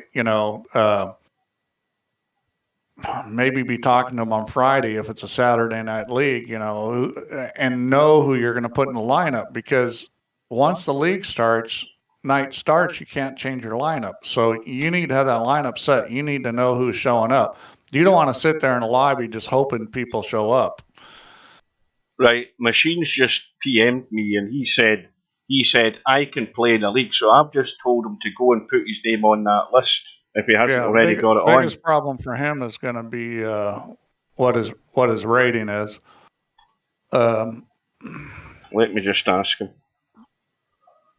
I've just said his 9-ball rating's 2320. Oh well. Now that isn't necessarily the rating you're going to be at, but because there's some fancy formula I've got, but based on how many games he's played in 9-ball and his rating in other games, he probably will be a 2320. So the tough thing there is, he's got to be on a team with. Now I could take, my rating's low. I could take Tommy and him and get somebody else that was low, and we could put a team together.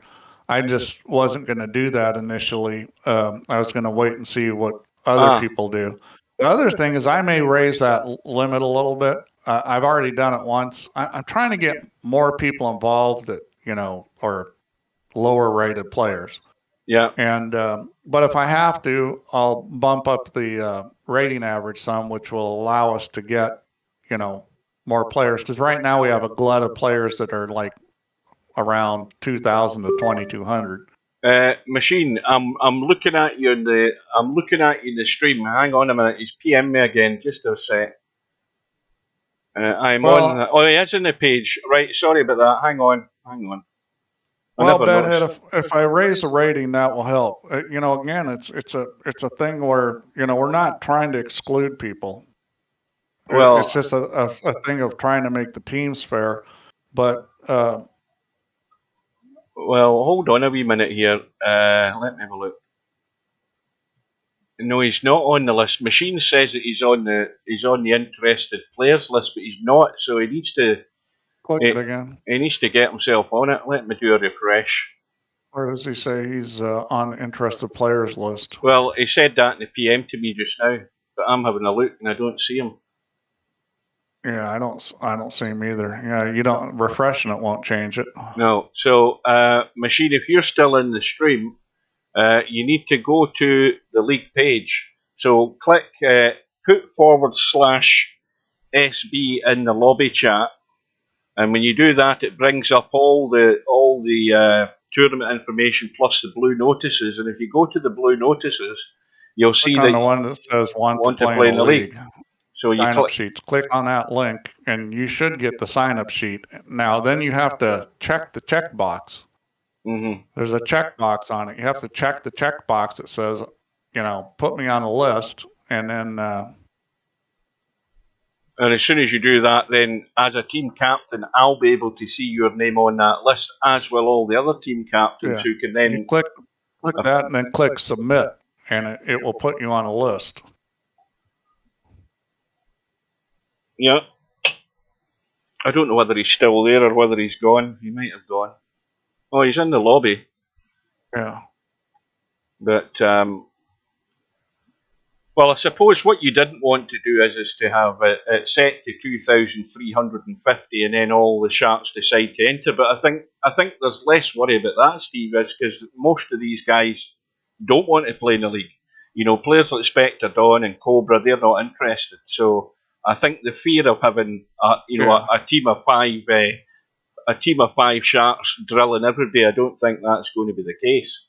Yeah, well, I will say this: league is not for everybody. But I will also say that if you haven't ever played in a league, that it's something to try out. I mean, the thing that I don't like about league doesn't exist in the VP4 leagues, and that is like when I go play league, I'm playing in this place that has 3 bar tables, and we're playing on 1 bar table, so I have to wait. So I play every third game. I play 1 game, and then I have to wait, 2 more games. So it's a lot of sitting around, and I don't like that. But in the VP4 leagues, you're going to play 3 matches, and they're going to be back to back. Other than you have to wait for your opponent to finish, so you might have to wait a few minutes. But there's not a lot of sit around and waiting. So my big opposition to league doesn't exist in VP4. Now, Steve. He says I don't see that. Yeah, Machine's telling me in PM, and I think he's still in the stream, but he said he can't see that box. Yes, I am, but nobody see my text. Now, put it this way, Machine. Will Machine see his name on that list himself, or is he just add? Yeah, if he brings it, if he brings it back up, once he's on the list, if he clicks Team Manager, it will bring up the list, and the checkbox will now say, remove me from the list. If you check the box and say submit, it will take you off the list. No, he's most certainly not there. So there's something he isn't spotting when he's on that page. If you hit, so he should be hitting submit. If he hits close, he has to check the box and he has to hit submit. Right. There's 2 things that have to happen. You have to check the box that says I want to play in a league, and then you have to hit submit. Right. This is a bit confusing because I don't have that information because I'm down here as a team manager. So if he went to this list, I presume he still sees the. I don't know what he sees. Show other players you need to. I mean, that's what I see. But looking at that, he isn't there, so he hasn't checked the box and hit submit. The last thing you must do is submit, and the first thing you must do is check the box. I presume that's it. There's only 2 things he needs to do. Well, 3. Click the team manager, hit the check box, and then hit the submit, and then he comes out of it.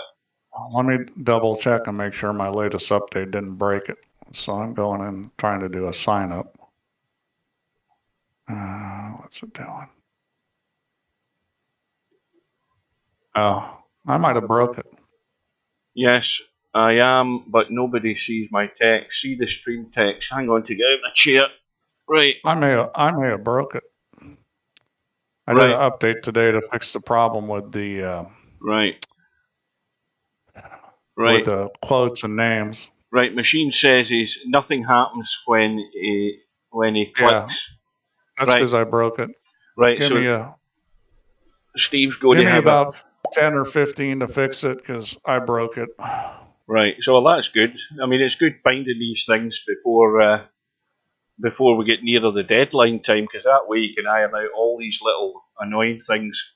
Well, that's the problem with changing anything is you're always liable to break something. You fix something, you could break something else.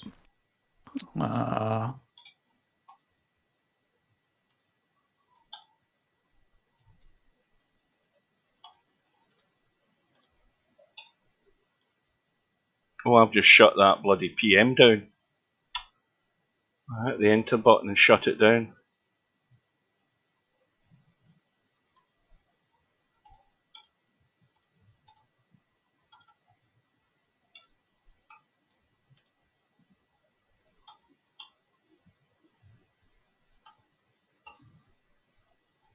So,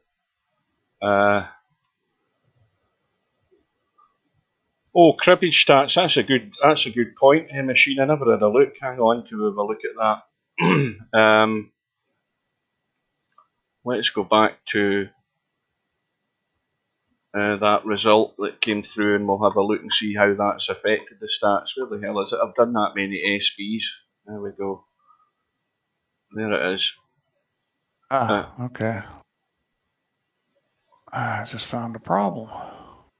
Right, cribbage stats. Well, Albinari is still out in front with the cribbage completion. Cobra's still second. And Machine is now an 82.24. Let's have a look at Machine in that match for Larry, because that's not going to make pretty reading if you're Larry, but let's have a look at it.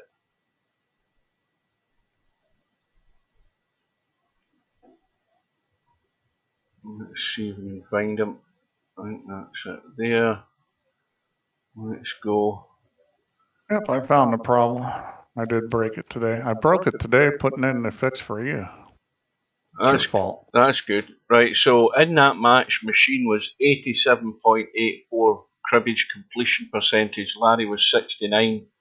Cribbages attempted 74 by Machine and 65 were complete. Larry had what is that, 39 and 27 completed. Break stats. Average ball in the break. Larry had 1.25 balls in the break. And everything else is 0. No runouts. And Machine had 3 runouts from the break. So let's go back to the main stats and see what the runouts from the break total is. Let's go runouts from the break. So at the moment, LS3 is still in the lead, joint lead with Bedhead. Now, of course, both of those players are now out of the tournament, so the only players that can affect that top 2 position are Cobra, who's on 10, Machine, who is on 8, Albinario is on 8, and that is it. So there's only 3 players left, and I'm sure over the matches remaining, they're going to take over the top spots there. There's enough racks to be played for them, both of the 3 players, to get into the top 3 slot. Average balls. Machine, if you're still there, try it again. It should be fixed. Well, that didn't take long. That. Yeah, I'll take the blame for that, because I get Steve to fix another problem, and then that's broke that one. So we'll see if it works. Well, that's the trouble with software is doing regression testing is difficult on complex interfaces. There's a lot of stuff to retest. Right. So Team VP4 TV has enough players to sign up for the league, Saturday Night 9-Ball League, and has 2 extra spots left. So that's why I'm not signing up to the actual league yet. I'm waiting until I can get another 2 players. I want the full 5 quota. But for somebody like, that's why I had to drop Semi-Pro, because he was 2,300. And Mark Harmon's here. He might want to play in the league.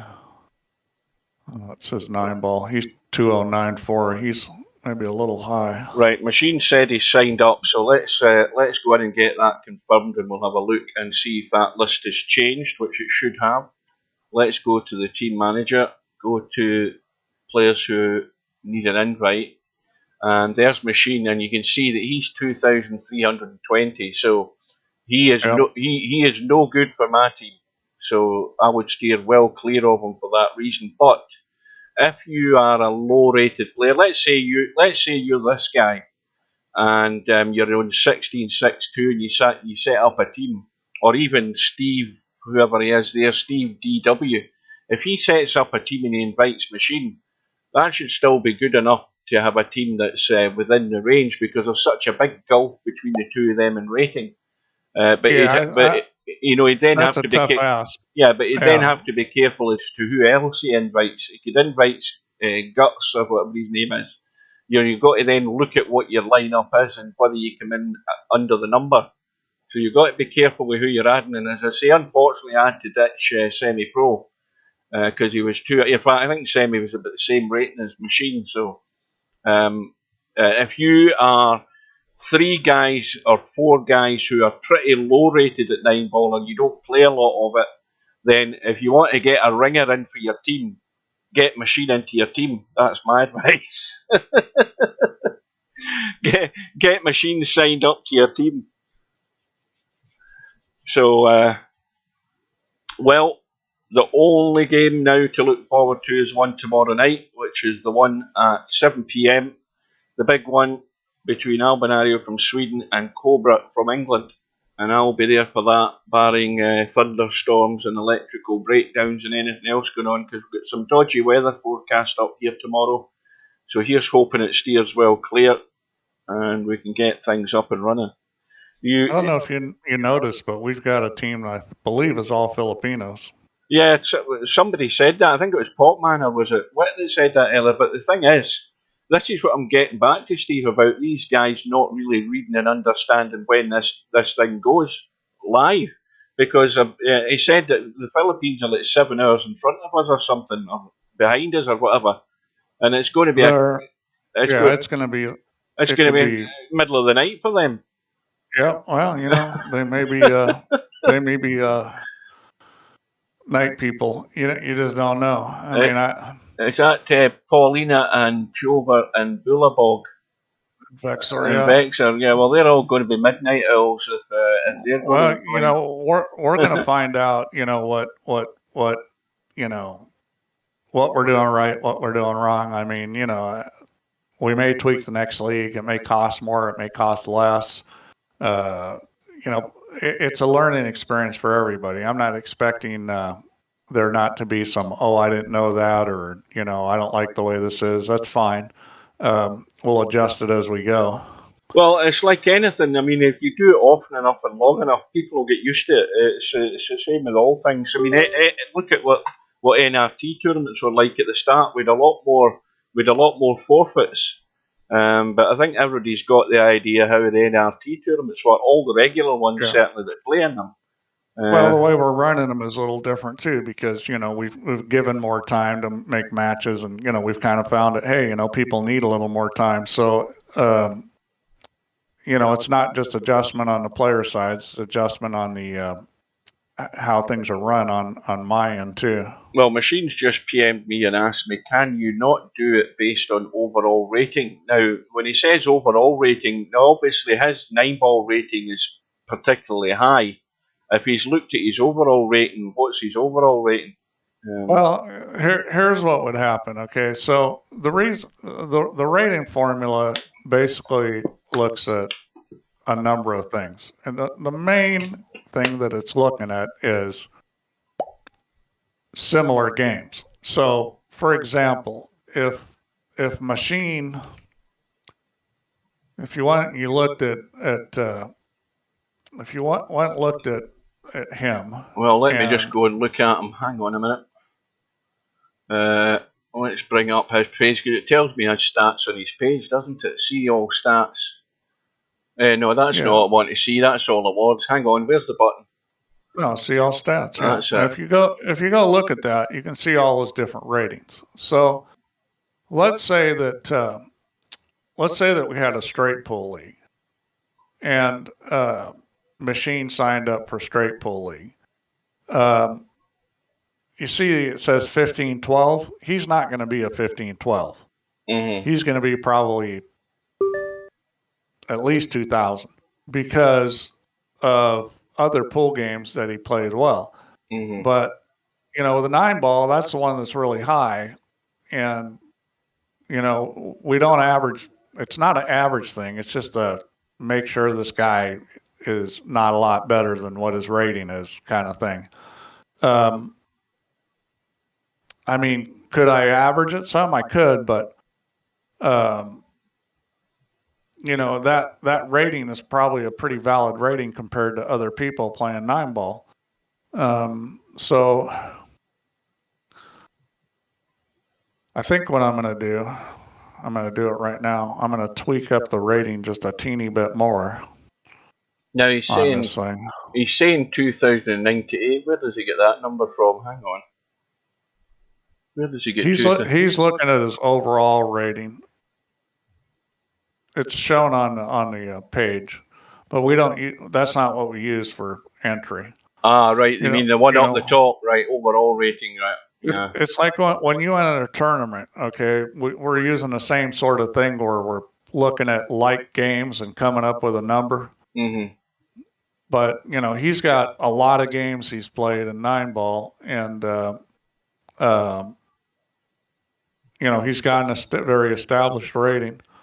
So this is why you don't want a rating that's out of line either. You don't want your rating to be too low, and you don't want it to be too high. If that's what you play to, that's fine. But I mean, I think the issue with leagues is, what are we going to make the rating limit? So I bumped it once. I'm going to bump it again right now by another 50.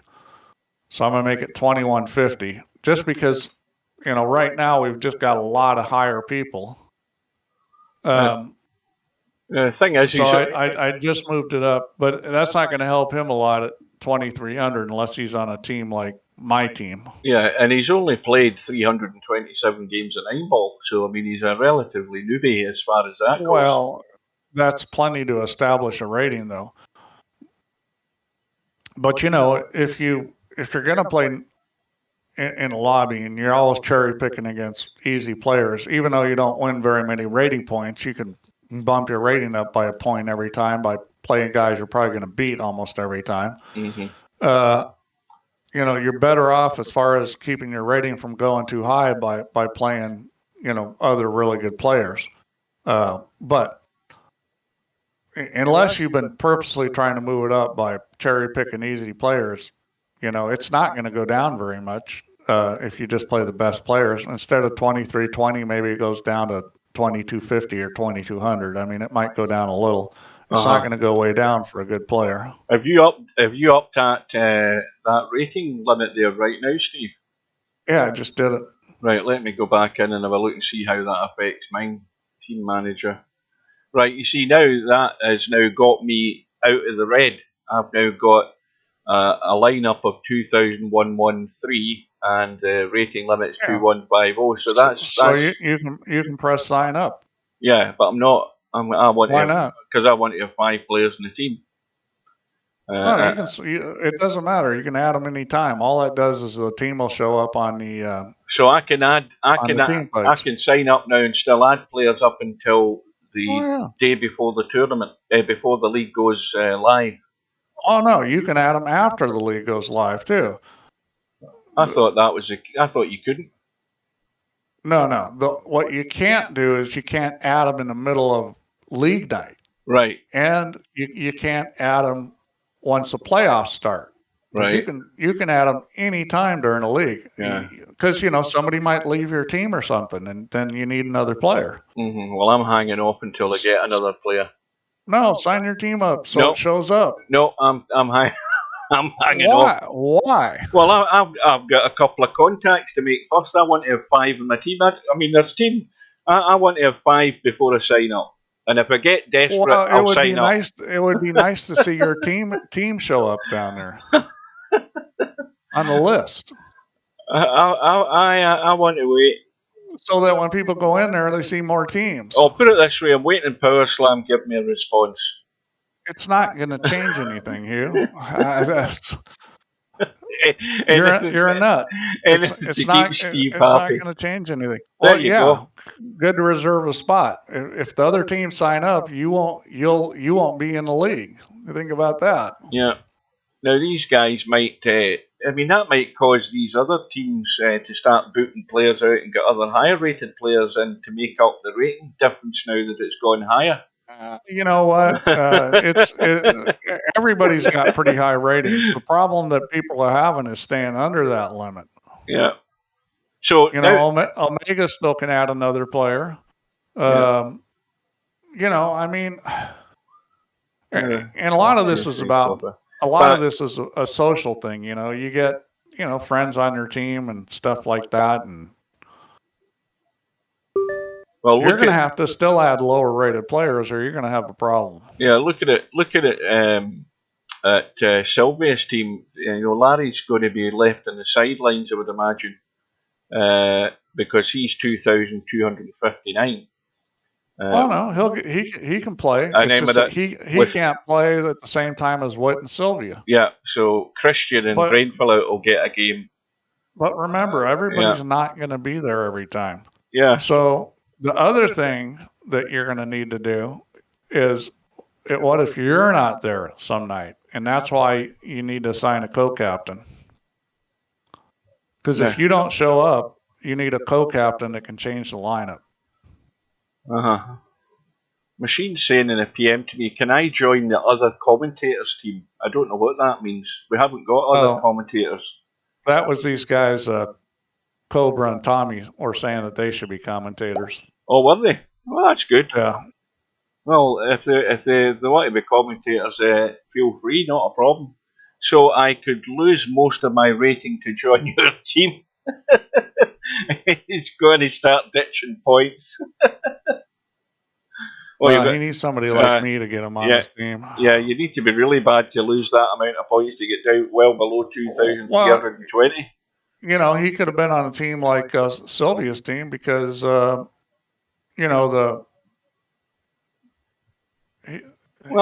got a couple people that are, lower on it. Well, if he had a Larry Nightmare, then he could probably whittle away his points like Larry did tonight in that match. He could certainly do that. Now, wait a minute. I'm trying to read a PM here. I shouldn't be reading PMs. Right, is that what Machine's asking? Is Machine asking to join your team, Steve? I think you should give him an invite. Well, I haven't invited anybody yet because I wasn't going to put a team in if we have enough teams. I'm like a fallback. If we have 5 teams, then I'll put a team in. Right. Yeah. Right. So right now you're on the list. Somebody might look at you. I know that Bobby Barris has a team. I think I'm going to put some more information in here so that people would know, like, oh, I could message this guy and say, hey, because communication's key. Like I was saying to Hugh, he ought to message people that he doesn't know before he invites them. Well, same thing the other way around. If some of the captains you don't know, that you might want to message them. Now, part of the problem right now is there's no way to know what the captains are because none of you guys can see them unless they've actually put a team in. Because we have actually 7 teams right now, but only 4 have completed the sign-up. So I'm going to look at putting some additional information in here where you can go into the teams and see some of the ones that are forming that have not signed up. Yeah. I'm also going to mark the captains because right now it doesn't show who the captain is on the team, and you're going to want to know that if you're trying to get on the team. So, that's what we do. We put this stuff up and then we go talk to people, and it becomes obvious. Guess what? We need this information or that information. I can't think of everything up front. Obviously, I didn't. So we'll tweak it some more and make it easier to communicate with players and captains. Yeah, what I would say to Machine is that the likelihood of you getting invited to Steve's team's fairly slim because Steve wants to avoid playing. It's a last cause effort if Steve has to actually play in this thing because he doesn't want to embarrass himself. Is that the real answer? Well, I've embarrassed myself plenty in real life playing pool, so it's I'm past that point.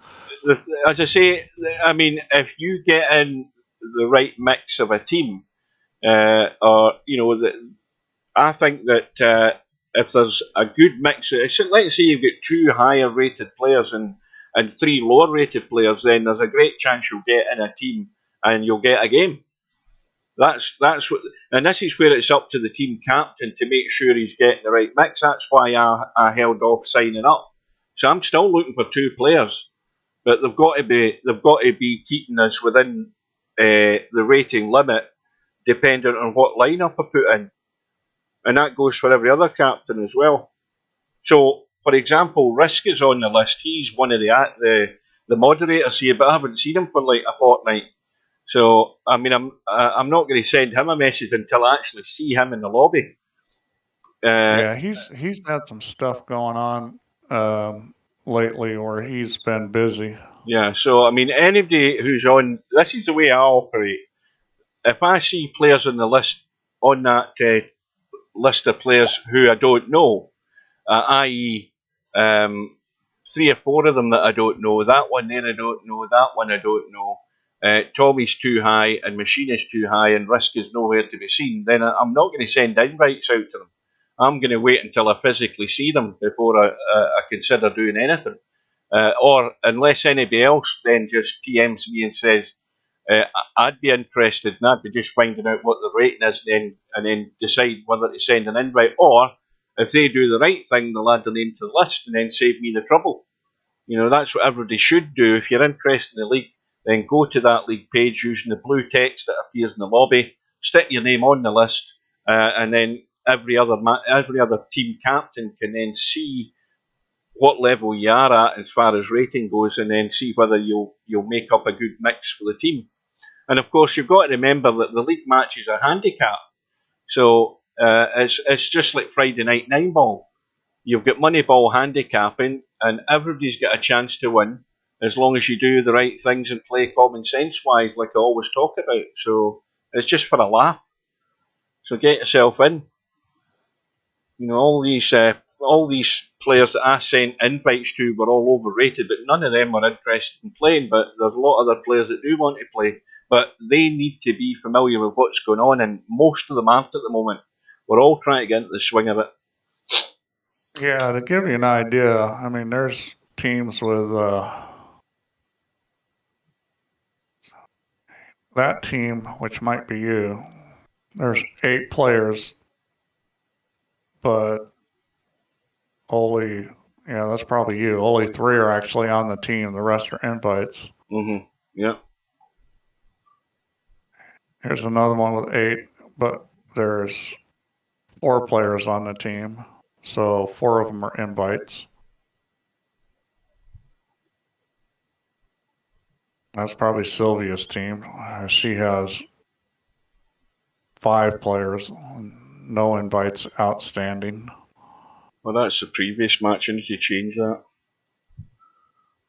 That one's got 1 invite outstanding.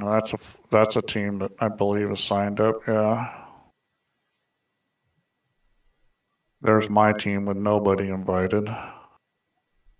That's probably Bobby Barris's team with nobody invited because he had the problem that I fixed today. Mm-hmm. Here's another team with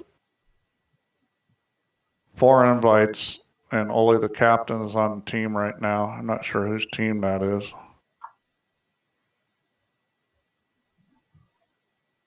Let me go look and see who that is.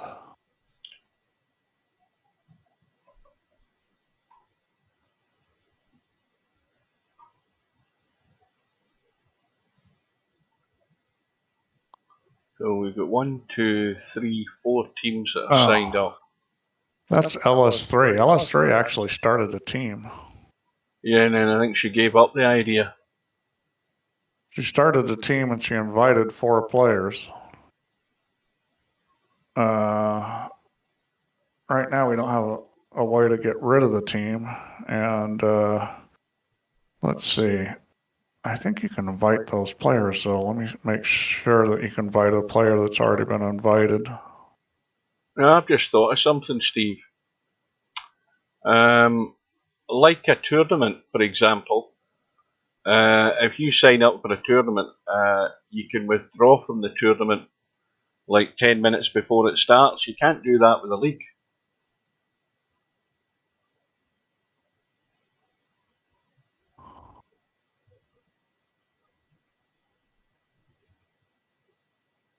Yeah, that's a little bit of a problem because right now the players that she's invited, you can't invite. You know, I assumed what would happen was that players that were invited that didn't want to play on a team would decline the invitation, but Well, that's a point because I invited Sharky9, and when I finally saw him in the lobby today, he said that Bobby Barris had asked him first. I says, well, if Bobby Barris has asked you, you're still on this list for invitations. Yeah, and that's a problem because we don't yeah. have a way of removing it. All right. Well, that's another thing I'm going to have to deal with because that's a problem the way it's working right now. Yeah. Is that? Yeah, I'll figure that one out too. Okay then. Well, I think we'll call it quits. I'm ready for a coffee. Guys. Right. Thanks to Steve for joining us. As I say, any other people out there that are still there, if you have any questions, feel free to ask. This is the only way things will get clarified. You tell Sharky9 he needs to reject your invitation. There's an accept and decline. He's got a message for it. He just needs to open that message, click the link on it, and then he can reject you. And right. then he can accept something from Bobby. Right. I think maybe, I don't know whether he's. In fact, he would have an invitation from me and from Bobby, so he's got two invitations lying there. Is that what you're saying? No, I'm saying that he can't get an invitation from Bobby because he's got one from you. He has to decline that first. Right. Now, then Bobby can invite him. Now, you see, that's not my understanding of what Sharky told me. He said that Bobby asked him first. Now, Bobby must have just PM'd him. He hasn't actually physically sent him a message because I sent it to him first. Or maybe Sharky's trying to do the diplomatic approach and say he doesn't want to be in my team. That's probably... No. Bobby had asked some people about it because Bobby couldn't invite players because there was a problem with the team manager. Now that I have that fixed and he can, that was that problem with a quote. He had a quote in his team name and that caused an issue. So that's been fixed. Right. So if I see Sharky9, whether it be before I go to bed tonight, not likely, probably won't be around. I'll just ask him to reject that invite. Message him, tell him, hey, go to that invite and decline it. Yeah, I'll do that. All he has to do is click on the link. It'll bring up the team manager, and he'll have two buttons: accept and decline. Just tell him to hit decline, and he's free. Right, I'll do that. Okay then. So tomorrow it's Albinario and Cobra, same time, same place, same channel. I'll see you there, and I'll bid you all good night, and likewise to you, Steve. Good night, guys. Right, take care. See you later. Thanks for watching, and see you again tomorrow. If you can't see it, like this match, it will be on YouTube. It will be on the playlist if you want to go look at it. So that is all for tonight, folks. See you later. See you later.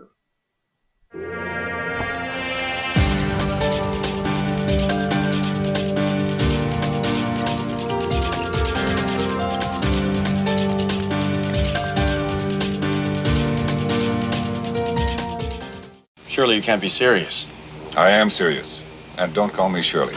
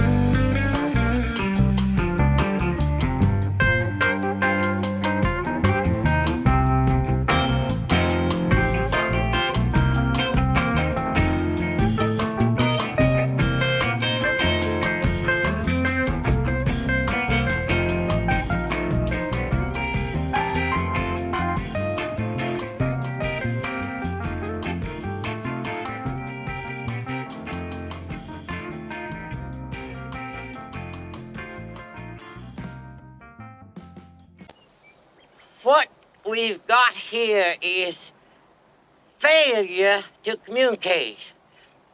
Some men you just can't reach. We don't make mistakes here. We just have happy accidents.